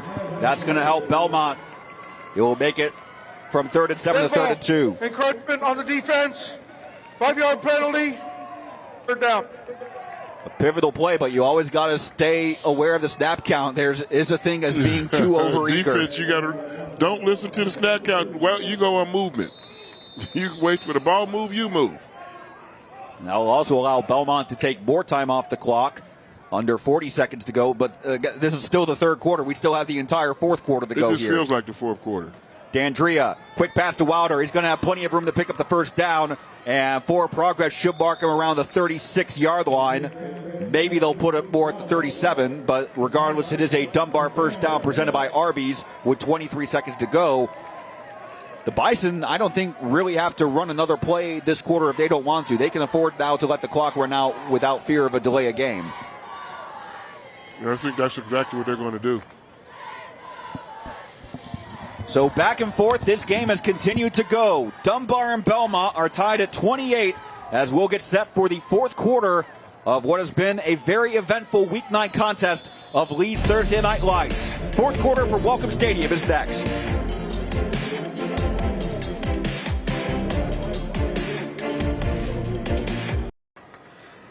Start of the fourth quarter, Lee's Thursday Night Lights. Dunbar and Belmont tied 28-28 at Welcome Stadium, just a stone's throw away from University of Dayton Arena, home of the Dayton Flyers. The 2024-25 Flyers will actually have an exhibition game this coming Sunday against the Xavier Musketeers. That is part of the mental health initiative that they had a spotlight town hall last week. That part of that initiative will include the exhibition game against Xavier. First down, got a man open. That pass complete. And Wilder, can he break the plane? Yes! Touchdown, Kenneth Wilder! And the Bison go back in front on a touchdown presented by Donato's. That Belmont sideline is fired up now. Right away, you start the quarter. Well, first minute of the game, a Kenneth Wilder touchdown. First minute of the fourth quarter, a Kenneth Wilder touchdown reception. Is he trying to get player of the game if Belmont holds on there? I think, respectfully, it's down to either Wilder or Isaiah Jolly. Yeah. We've never given the award to a team on the losing side, but if we ever did, tonight might be the night because both of those guys have outstanding performances. Exactly, yeah. 11:51 to go. That play only took just a handful of seconds off the clock. Will this be their first 2-point conversion tonight? You got to go deep in that they were successful? Right. No, they've gotten the 2-point conversion, at least one. But this one falls, that throw into traffic incomplete. They've gotten at least one. No, they got a safety. No, they had a safety, and then the touchdown that resulted on the ensuing drive, they got to 16-0. But regardless, it's 34-28. 11:51 to go in the fourth quarter. Dunbar's chance to answer after this.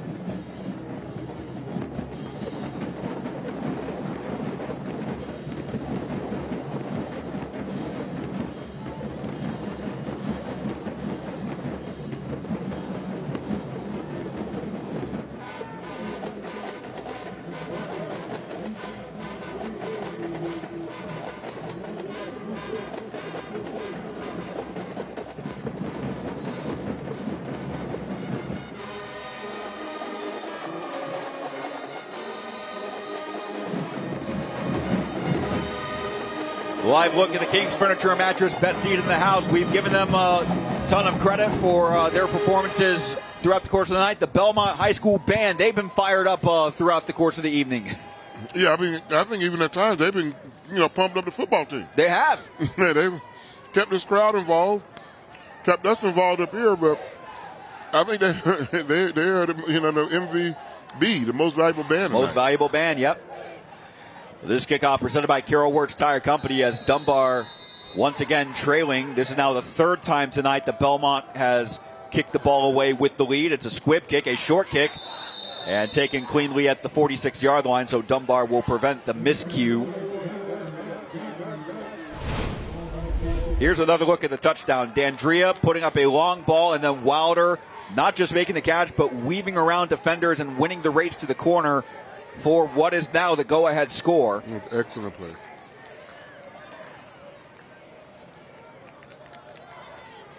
That is his third touchdown of the night. Just like Jolly, Jolly's had for Dunbar, 2 receiving and 1 rushing. Wilder has had 2 rushing and now 1 receiving. Wilder, 37-yard touchdown catch, capping a 4-play, 50-yard drive. That is the Arby's scoring summary. So Dunbar from their own 46-yard line. Wilson on the keeper. Oh, broken tackle inside the 50 and inside the 45. We'll see where the spot is, where the knee hit the ground. It was going to be enough for a first down. Another flag, it looks like. Holding on the offense, number 2. 10-yard penalty, first down. So negate what otherwise could have been a first down. It's going to be holding. First and long.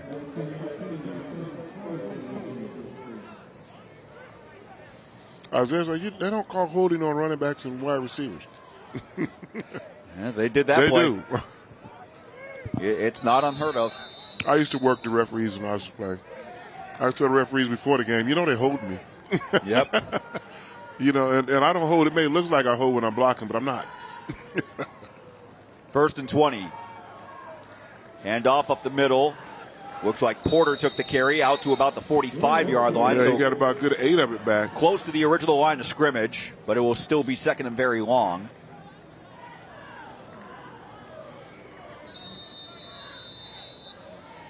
And a stoppage of play now at the 11-17 mark. It looks like a man is down. Porter just needed a little help getting up. He is eventually able to do so. As of right now, there has not been medical personnel to come on the field, so Porter does not necessarily have to go out this play, but it looks like he is anyway.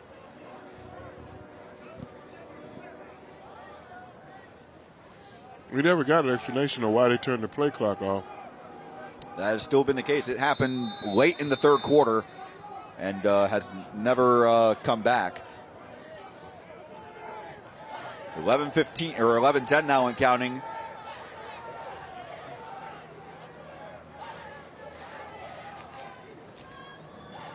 Wilson on the keeper up the middle after the pump fake. Back across the 50 to the Belmont 45-yard line. Dunbar can run the football. They are running the football tonight. Going to bring up third down and short. So there's the game clock, and you see the play clock.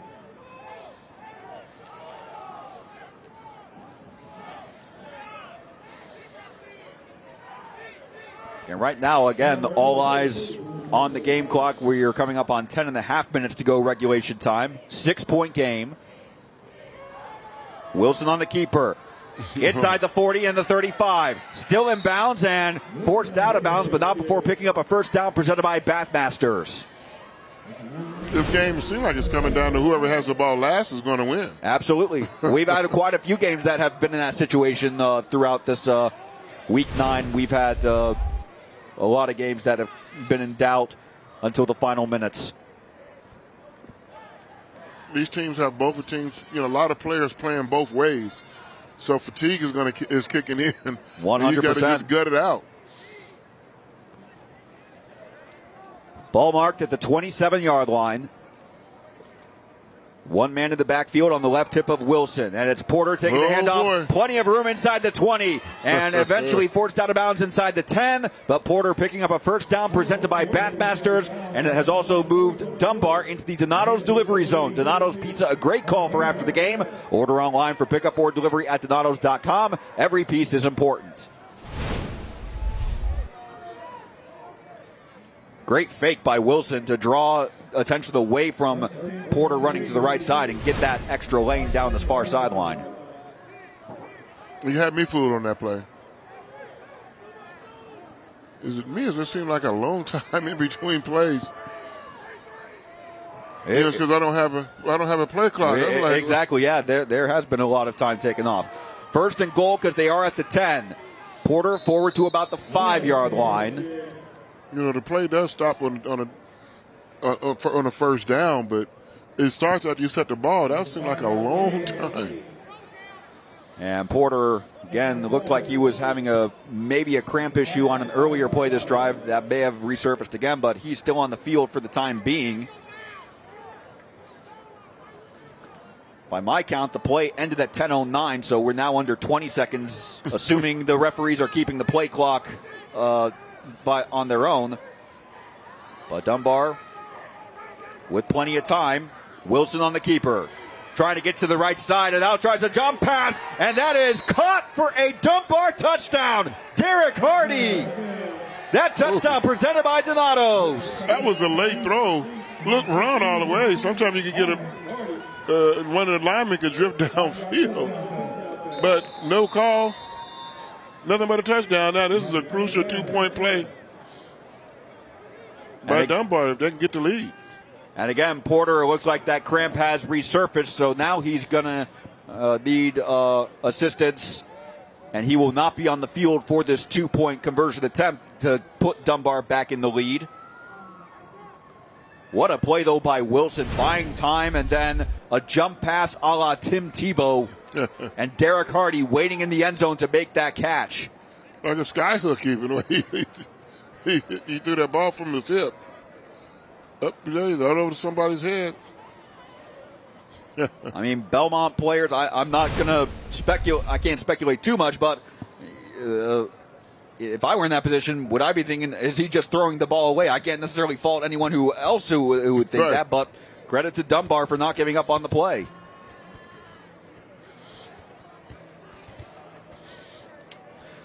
Here's the scoring summary. 6 plays, 53 yards, a 5-yard touchdown pass from Wilson to Derek Hardy as we await the 2-point conversion attempt that would put Dunbar in the lead.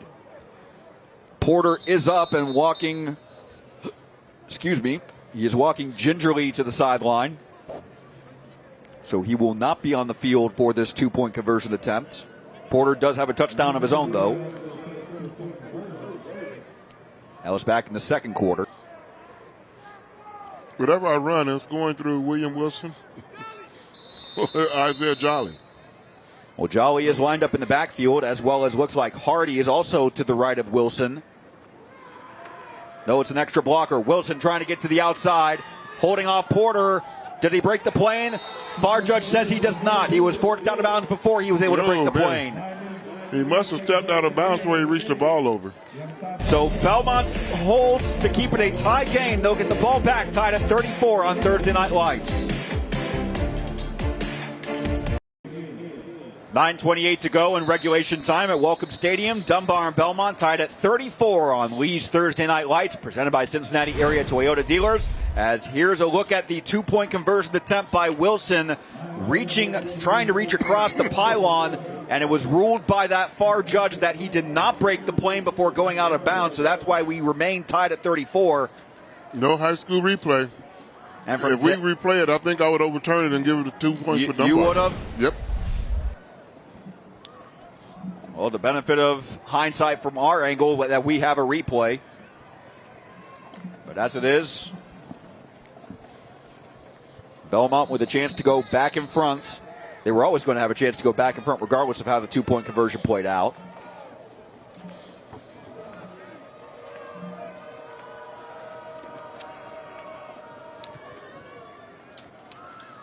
Well, we got to get a return here.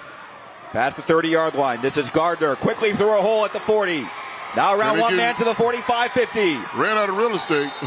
Forced out of bounds inside Dunbar territory, So another promising starting field position for the Bison offense. Both teams have been squibbing the ball. Finally, they kick one to the returner. And you find out why they've been squibbing. Exactly. That is an excellent return there.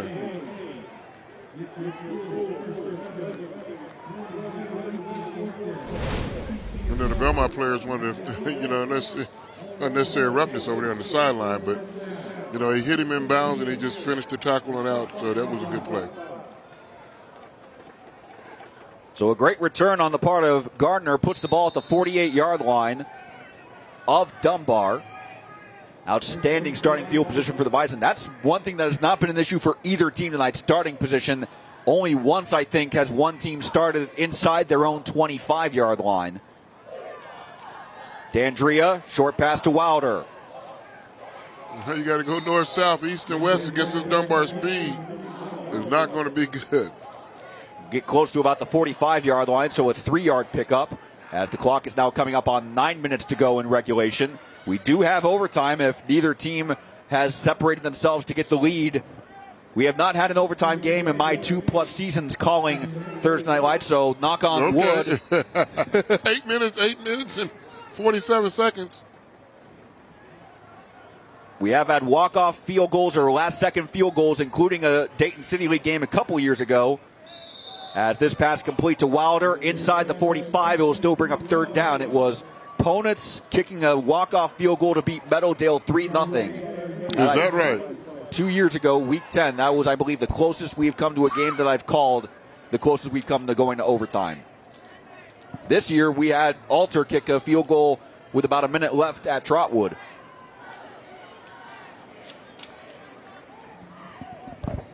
I had to wet my whistle. I got my own KB trail mix. Yep. I made my own trail mix and smoked it on my grill. Oh, you smoked it on a grill? Wow. Yes. I put my own ingredients together and then I smoked it for 2.5 hours. That's all the ingredients, all the recipes I'm giving out tonight. From the 44-yard line, third down and 6. D'Andrea, the lone man in the backfield, quickly finds himself under pressure. He's going to get the throwaway, but no Belmont player in sight. Are they going to throw a flag for intentional grounding? I don't see one. But there's a receiver there. There was a receiver in the vicinity. 5, yes. But that was such a late throw. So Jason Maddox able to get at least somewhere in the area of the ball to prevent what would otherwise have been an intentional grounding. Their pass went ball. Well, I guess it went past the line of scrimmage. But getting right through the line, that was number 66 for Dunbar, Albert Powell, the sophomore. I think that's the offensive coordinator's nephew or son. The Powell family has been a big part of Dunbar for the last 30-plus years.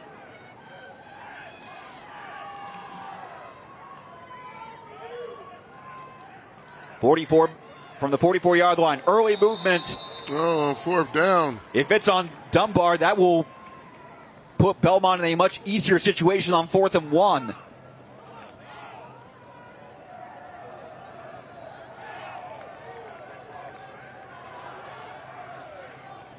Dead ball, full start on the offense. Oh, my. 5-yard penalty, third down. Now that puts Belmont fourth down in a very difficult situation. 4th and 11. We've seen Dunbar go for it on 4th and long, and they've succeeded, but that doesn't necessarily mean that it's going to work for Belmont. 50-yard line. But they're going to go for it themselves. 8 minutes, no less than 8 minutes to go in the game. Need to get to the 38-yard line. D'Andrea gets a pass off downfield, but a man is down that was off a smart play by Dunbar. It nearly intercepted by Hardy. You don't want to intercept that because it's like a punt. Exactly. So he threw it out. He batted it down, realizing the situation. That was heads up. I don't think Hardy has realized it. He's saying, my bad, he should have had that interception. But if anything, that will actually help Dunbar. That was smart. Dunbar gets better field position. Because they'll take over at midfield instead of deep in their own territory. You don't take the sack on 4th down and say, look, I think he can make the catch, but no, he just dropped it. Adonis Lilly was the closest. Adonis Lilly was the closest Belmont receiver to make that catch. Yeah, just go with the first thing I said if you're Dunbar. Hey, he did it on purpose. He could have called it. He catches it. He might get tackled back there around the 10 or 11-yard line. He drops it. They got the ball on the 47-yard line, 48.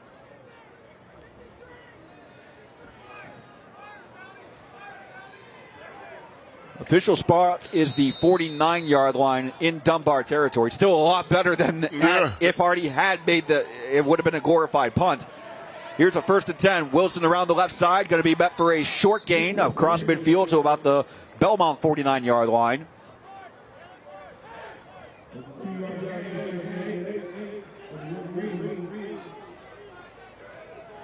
Again, both teams still with one game to go, and James Lacking talked about that.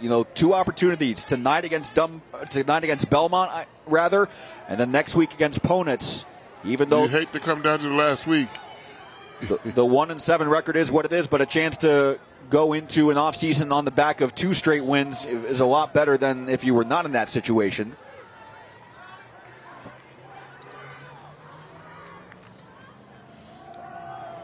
Porter back in the game, but the ball comes loose. Ground again? It did fall kindly for Porter. He was able to fall right on top of it and actually turn it into a small gain of about 2 yards, but it will still be 3rd down and 6 for the Wolverine offense. Here's another look at the play. Porter takes it. That's a good play by the defense. They get his meat hoof in there. It was, yeah. Trying to see who that was. Looked like maybe number 91, Tommy Parton, perhaps.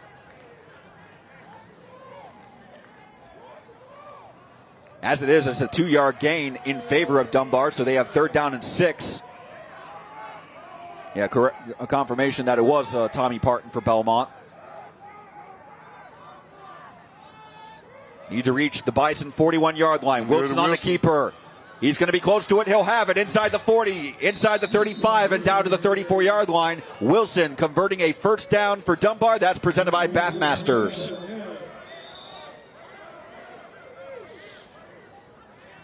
Boy, it's not very many possessions left in this game. And both teams are going to have to start thinking about timeouts. Dunbar has 2, Belmont has 3. Well, I think one of them, Dunbar may have just called one of their timeouts. And there's a look at the TNL Champions Trophy that's going to be going to one of these 2 schools coming up in just a few moments' time. 5 minutes, 44 seconds left to go in regulation of this contest.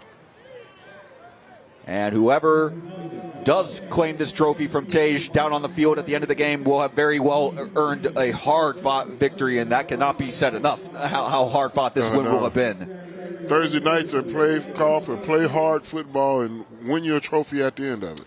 Well, many of you have been watching us on Facebook. Be sure to interact with us using the handle at Dayton247now. Whether you're watching from here, Welcome Stadium, or wherever you are watching from, we welcome those of you watching on both MyTV Dayton and on our Dayton 24/7 Now Facebook page. Week 9 of 10, as there's also was an injured Belmont player being now helped to the sideline. Adonis Lilly for the Bison. First, not hurt so he can get back in this game.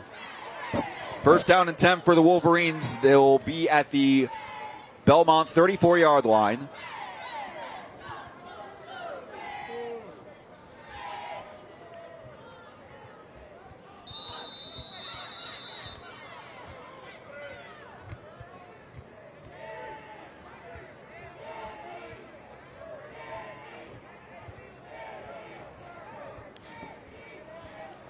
Clock now running under 5:40 to go because Wilson was tackled inbounds. Now at 5:30, letting a lot of time run off this possession here. Another handoff to Porter. Inside the 30. Porter pushing forward and actually going to still stay on his feet and up for a 1st down. Inside the red zone, inside the 10. What a run. Ulysses Porter inside the 5 for a Dunbar 1st down presented by Bathmasters. And they have also entered the Donato's delivery zone. Donato's Pizza, great call for after the game. Order online for pickup or delivery at Donatos.com. Every piece is important. We need to see a replay of that. You got to see that again. That's Ulysses running, Porter. Running with a purpose. Not the first time we've seen a play like this. Play until the whistle is blown, as now it looks like maybe we have a... There is a flag on the play. We'll have to wait to see who it's on. So is this big game going to be negated? We'll have to see.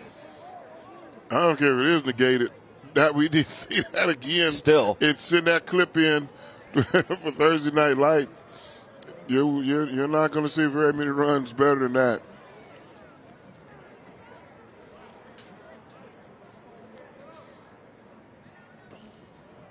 Sideline warning on Dunbar.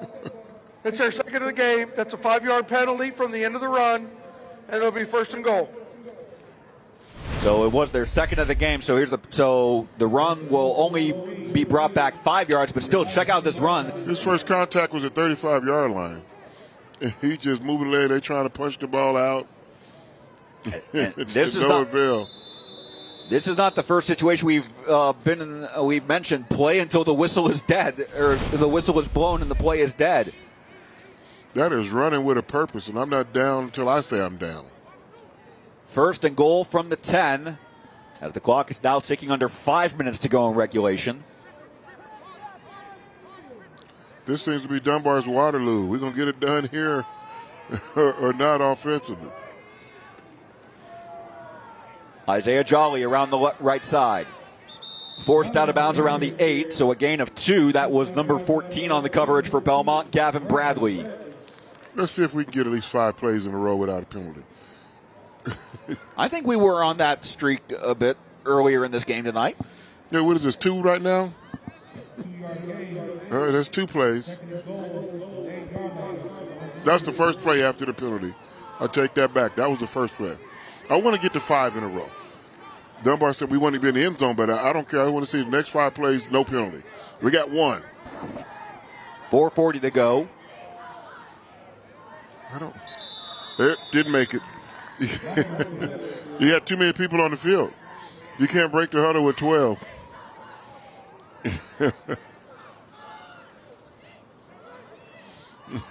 One in a row. Legal substitution on the offense. 5-yard penalty. Second down. Okay, we're back to 0, folks. 4:40 to go. And it's going to be second and goal from the 15 after the original big run from Ulysses Porter was ruled down at the 5. They brought it back immediately 5 yards because of the sideline warning. And now actually it's placed back at the 13-yard line, but still second down and goal. No, I'm teasing right now, but referees, you're not working Thursday night anymore. Wilson on the shotgun. Hand off to Porter up the right side. Bet right at the line of scrimmage. So no gain. It's going to be third down and goal from the 13. May have actually maybe lost a yard on that play. Belmont was ready for him that time. They wrapped him up and drove their legs. Adonis Lilly back in the game. He was instrumental in making that stop.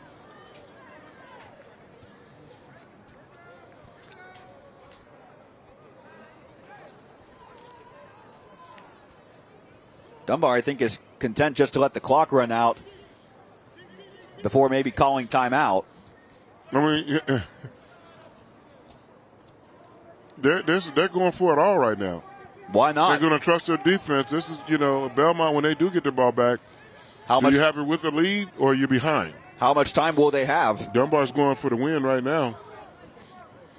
I mean, not the lead. Was it going to be a tie game when you get the ball back? Or you'll be down. Well, here's Wilson throwing to the end zone. Has a man. Got the catch. Touchdown. Uriah Cranford on the reception. And that touchdown presented by Donatos. Dunbar in front 40-34. This 2-point conversion is going to be very, very crucial. My goodness, it is. By my count, Dunbar is 2 for 4 on 2-point conversions. They were unsuccessful their first 2 touchdowns. They were successful their next 2 to get to 28, and then they missed on, so they're 2 for 5. So here's the 6th and potentially a game-defining 2-point conversion with 3:38 left. Woo! You said you haven't had an overtime. Here we go.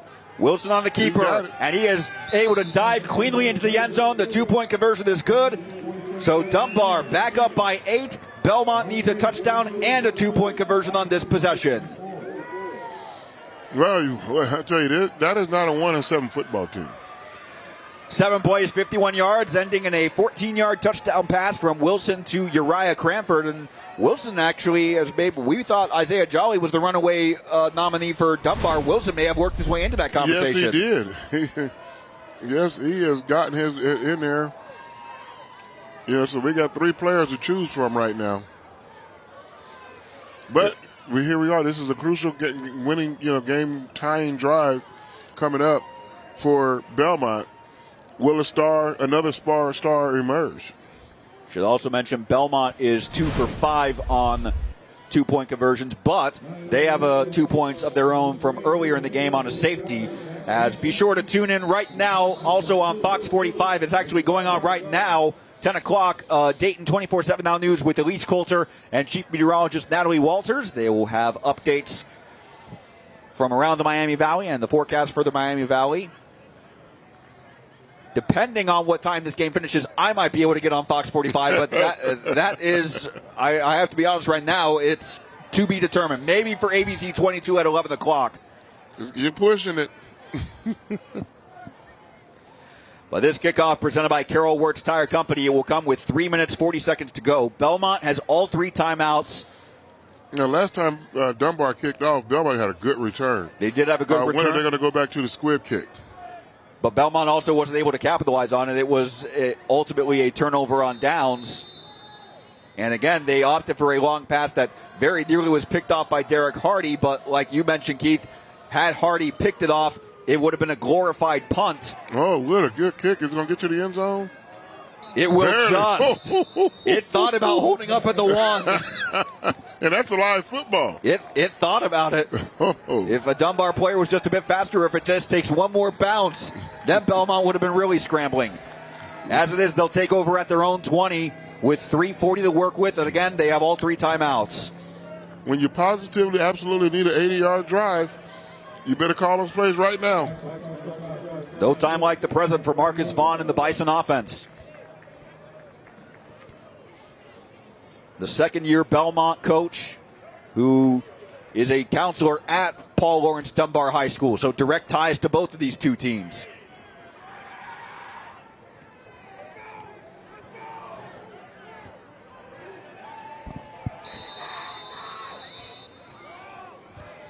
D'Andrea with 3 men to his right, 2 on his left. D'Andrea looking left and wants to put up a deep ball downfield. A man went down. No flag on the play. It will fall incomplete. I don't see Belmont players clamoring for a flag to be thrown. Looks like maybe Reggie Gardner just lost his feet from under him. So 2nd down and 10. That stops the clock with 3:34 to go now.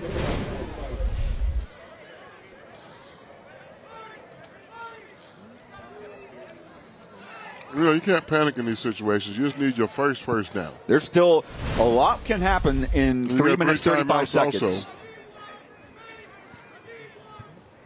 The question is, if you score too early and you have to put your defense back out on the field, the way Dunbar has responded from where they were in the first quarter to where they are now, what's your strategy then? They've been wide awake since the first quarter. Very much so. They started off flat, but they're full of energy now. Got a lead with 3 minutes and 3.5 minutes to go in the game.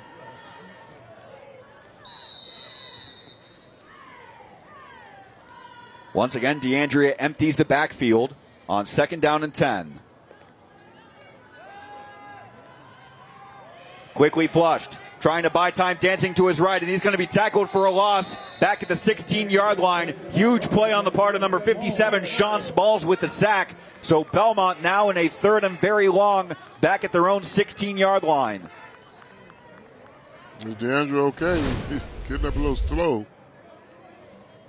Kept waiting, and there was a hole right at the beginning to run forward, see if he could get some positive yards on his own, but that hole quickly closing. Belmont's walking around, and the clock is running. We're under 3 minutes. They get that huddle and get a play call. 2:50 and counting. 3rd down and 14 from the 16-yard line. They're real lethargic right now.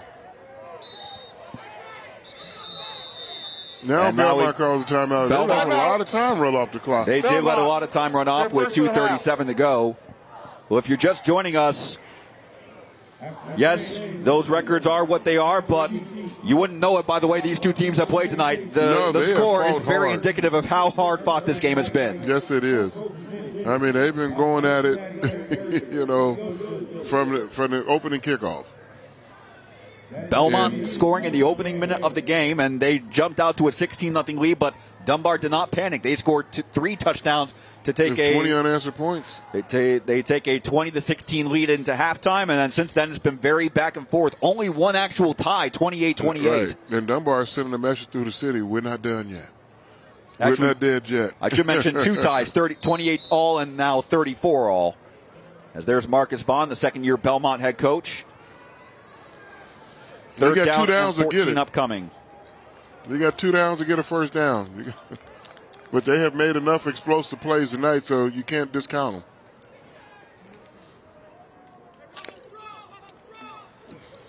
Third down and 14.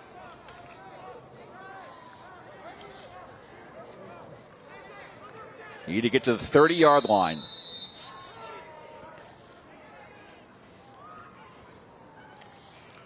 Dunbar doesn't bring a blitz.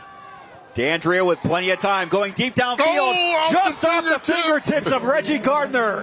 He had a step on the defenders, and what a play that would have been. But now Belmont is in a 4th and 14. Ooh. Oh, what a throw. Almost catch. Oh, so close. Ooh. Got behind Wilson, got behind Hardy, but the pass did not hang up just long enough. Now Belmont hopes comes down to one play. 4th and 15. Now I would expect Dunbar's going to bring pressure to get the ball out of the quarterback's hand so that he has to throw it quicker. Don't allow the receivers to get downfield and let your defensive backs make a tackle. Because as much as D'Andrea has been able to scramble for a couple yards on a positive gain, this is not that situation. No. You can't afford just 3 or 4 yards. You need 14 just this play. It has to open up the Red Sea. And D'Andrea will once again empty the backfield. Very cognizant of that situation. They don't blitz. D'Andrea over the middle. That pass is tipped. Intercepted by Wilson. He's got a great return out of it. Back inside the 20. And down at the 5-yard line. And Dunbar will have a chance to seal the game in the final minutes of regulation. Wow, what a play there. Well, it was the right idea for D'Andrea buying time in the throw. Had it been caught, it would have been the first down. Yeah, Dunbar played it right. They didn't blitz, so they had like 7 to 8 people in coverage. And when the ball gets tipped, it's more likely to fall into the opposing people's hand. Here it is. Throw over the middle. It was Ball's indeed tipped. He had Wilder open. He just couldn't get in the ball. Dunbar had a lot of defenders in the area. Give credit to number 21, Anthony Roberts, who made that tip that took the eye off the ball for Kenneth Wilder, the intended receiver. That allowed it to fall kindly for Will Wilson. And Dunbar will begin this drive with a 1st and goal in the Donato's delivery zone. Donato's a great call for after the game as Porter up the middle. Forward to about the 2-yard line, maybe the 1. And Dunbar happy that, actually there's going to be an injured player, so the clock will stop for the moment with 2:01. What a game this has been so far, and now what resilience to Dunbar that they were able to fight back from a 1-7 start to the season, a 16-0 deficit in the opening minutes. Yeah. What a game this has been.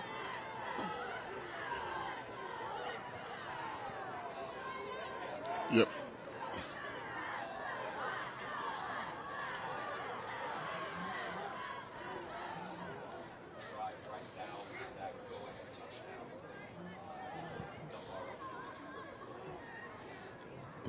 So right now,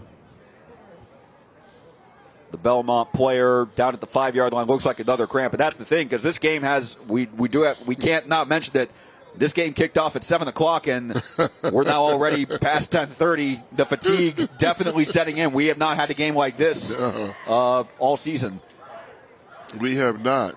And it's not for the lack of effort of the players. I need to be clear. Do they got to go school tomorrow? Is it a holiday tomorrow? This game has definitely had its fair share of highlights, and this will be one to remember for both teams, and the winning team will be ecstatic. Yes, they will. If there is a bout of attrition, there's been a ton of penalties. I've lost count how many penalties that added also to the regular real-time aspect to the game. So 2nd and goal from the 1-yard line. We're ready to resume play. Clock stopped because of, and now we've got another false start.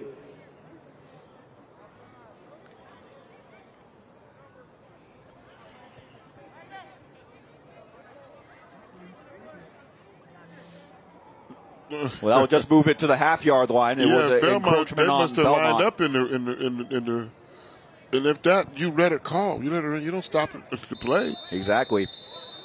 Well, there's James Lacking. Well, just tell these officials, get a good look at tonight's game being, on television. Thursday Night Lights, because you're not kidding. Clock now running. We're under 1:50 to go in regulation time.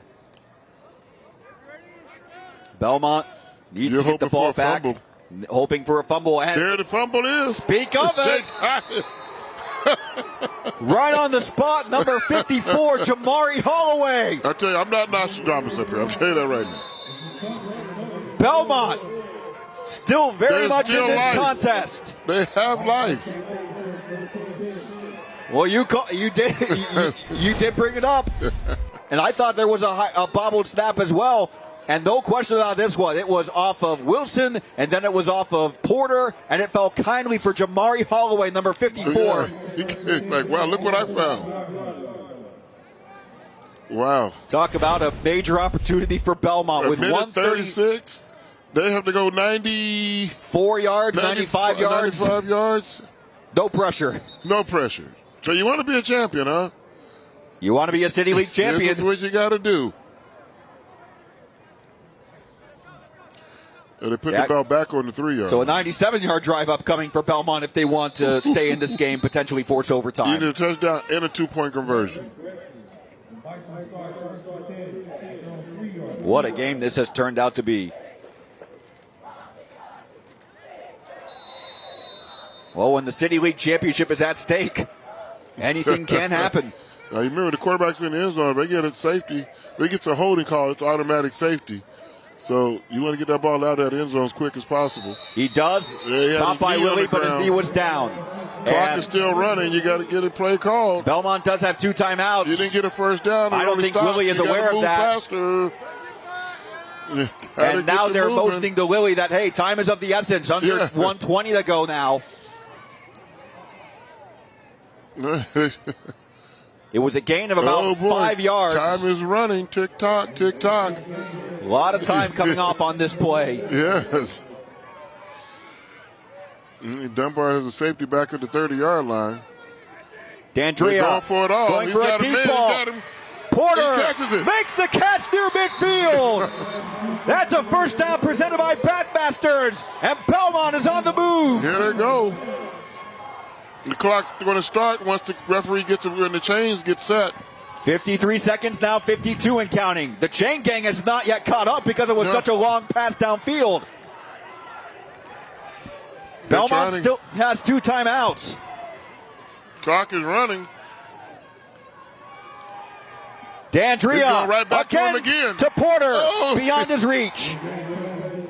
And that does stop the clock with 32 seconds left. Second down. You just got to come back. Porter got to catch your breath. They're going deep again. Both of these teams are fighting hard. Here's another look at the deep pass to get Belmont out of the shadow of their end zone. And Porter, that in real time it looked like a jump ball, but really Porter was able to get some separation on Wilson. Another look at the angle. They're going to take a blow. And now Belmont will call their second timeout. That's a good timeout because now you get a chance to get Porter. He's over here on the sideline. Back-to-back deep routes. He's a little winded. But maybe this timeout, he can get back in the game. Both teams with plenty to look back on in this game. And we invite you also to be sure to tune in tomorrow night, 7 and 7:30. We'll have back-to-back episodes of Family Feud featuring Steve Harvey. Again, that's coming up tomorrow night and weeknights in general, 7 and 7:30 on ABC 22. And we also invite you to stay tuned tonight or tomorrow night at 11 o'clock for ABC 22's presentation of Dayton 24/7 Now. And also we will have Football Friday. We're looking forward to a couple of great matchups that we'll be keeping an eye on tomorrow night, and we'll see if we can also get highlights from this game in here. What will be the obstacle for me is figuring what not to put in. Yeah, exactly. We got options. The amount of highlights we've had from this game, that could take up an entire 30-minute show. Dunbar's late getting on the field. They don't have to wait on them. The referee's got the ball set. From midfield, 2nd down and 10. D'Andrea. Oh, he was past the line of scrimmage, and there's going to be the flag. He was trying to scramble. He's trying to save that time. He was not aware that he was past the line of scrimmage, so that's going to set Belmont back with 23 seconds. They're helping their quarterback up because they don't want to go down for the injury, have to sit out of play. Belmont, if he had taken the sack, or it would not have been a sack because he was past the 50, it would have been a positive game, but they still would have had to take their final timeout. He should have taken the positive gain and then down the ball. And the result of the penalty is a loss of down, so it's going to be also 3rd down now with 23 seconds left. Belmont does keep their 1 timeout remaining. Dunbar has 2. They mark it 5 yards because he threw it at the 48, 5 yards from that play. So back to the Belmont 47. It's going to be 3rd down and about 13 because of also the loss of down. D'Andrea quickly to the right, to the left side. Can he get the first down? He doesn't get the first down. But he does get out of bounds. He does get out of bounds. Going to be maybe a yard or 2 yards short. So buys Belmont time to reset. 4th and 2 from the Dunbar 42 with 16 seconds. The Dunbar is in prevent defense, so they got all they are weak. So they're giving you the underneath stuff. Now you have, if they give it to you again, you got to take the underneath, get the first down, and get out of bounds. Again, from a situation for Belmont, they just need to get to the 40-yard line just to extend the drive and extend the game. And a quick pass, batted up and incomplete. Game. Anthony Roberts bats the pass down, and that should seal a win for Dunbar. Not quite on the same page on that last play there. And I'm not sure either team realizes that that was 4th down. At the same time, you could understand both teams are definitely fatigued. The fatigue has set in from this game. That's going to be a bitter pill to swallow for Belmont. You know, they come in with so much promise, 4-4. You know, chance to think about winning the city championship and advancing, you know, into the state playoffs. But, you know, they're going to need a lot of help now. The City League is still a possibility if they beat Meadowdale on Wednesday, because that would mean both teams would be at 3-1. And then if Dunbar beats opponents next week, that would create a 3-way tie. But the Dunbar Wolverines, after falling behind 16-0 in the opening minutes, they rally back in the 2nd, 3rd, and 4th quarters, and the Wolverines will celebrate a 42-34 win on Thursday Night Lights. What a game, Keith Byars. What a game. I mean, they showed resilience, you know, never gave up, and, you know, after that first quarter, who thought they was going to score 40 points tonight? They did.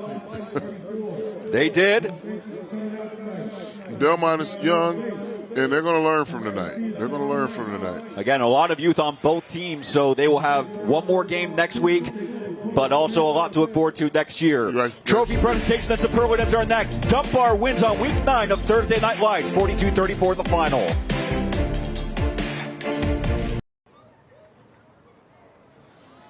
Final score of a game that we talked about for some time among those who follow Dayton City League football. The Dunbar Wolverines rally from a 16-0 first quarter deficit to win 42-34 against the Belmont Bison. And the Wolverines are right now ready to accept the TNL Champions Trophy. Let's go down to Tej Joshi.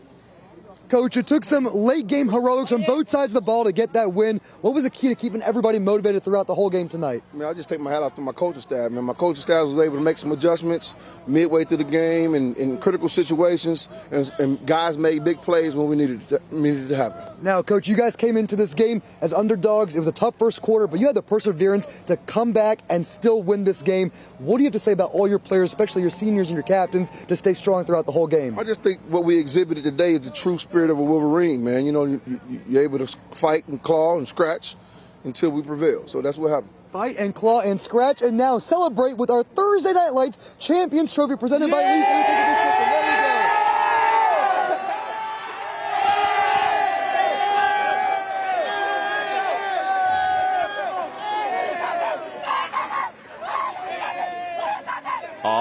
Thank you, Tej. The happy group of Wolverines accepting the Champions Trophy as they move to 2-7 and 2-1 in City League play. They'll have a chance to potentially get a share of the City League Championship next week.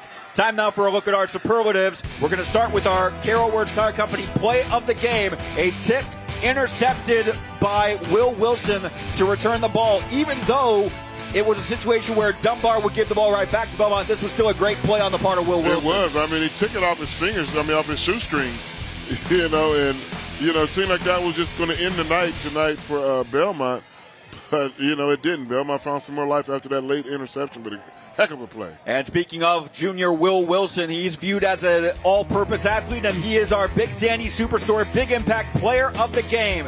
Touchdowns on the ground and through the air, and Dunbar, when it seemed like it looked like it was going to be a long night on their end, they were able to keep their composure, and Wilson, this was his lone touchdown run, handling the low snap and racing to the corner for a touchdown, and then he was just able to make play after play, including that interception on defense. Yeah, you said go be an athlete. The play on defense, ran for a touchdown, threw for touchdowns, almost had an interception for a touchdown. Just an outstanding player, and he's going to go to school for free one of these days. He is only a junior, so again, 11 more games minimum to improve on his high school skill set. And time now for our Carroll Words Tire Company drive of the game. It began at midfield after Belmont had a great return on the kickoff. They were not able to move the ball any closer. They actually ended up turning the ball over on downs. It was an incomplete pass that would have been a glorified punt. Instead, it was an incompletion. Dunbar takes over at their own 50-yard line, and they keep their cool marching down the field for what will be the ultimate go-ahead touchdown. This play by Porter was a big play. That was the run of the year. That was the offensive run of the year. We've seen longer runs, we've seen faster runs, but the most powerful run of the year right there. Will Wilson to Uriah Cranford was the winning touchdown reception. So Dunbar again, 2-7 on the year overall, 2-1 in conference play. They'll close the next week against opponents. Meanwhile, Belmont now 4-5 on the season, 2-1 in the conference. They can still win a share of the City League title if they beat Belmont on Wednesday. At the same time, a Meadowdale win on Wednesday, and the Lions will win the City League outright. So a lot to keep an eye on over the next couple of nights. Yeah, absolutely. I love to see the enthusiasm of the kids when they win the Thursday Night Lights trophy, and both teams still, going to play their guts out in week 10 of the high school football season. That will do it for this presentation of Dayton 24/7 Now and Classic Teleproductions. Be sure to join us next week for the season finale between Springfield and Northmont. For Keith, Tasia, Leah, and our crew, I'm Matt. Good night.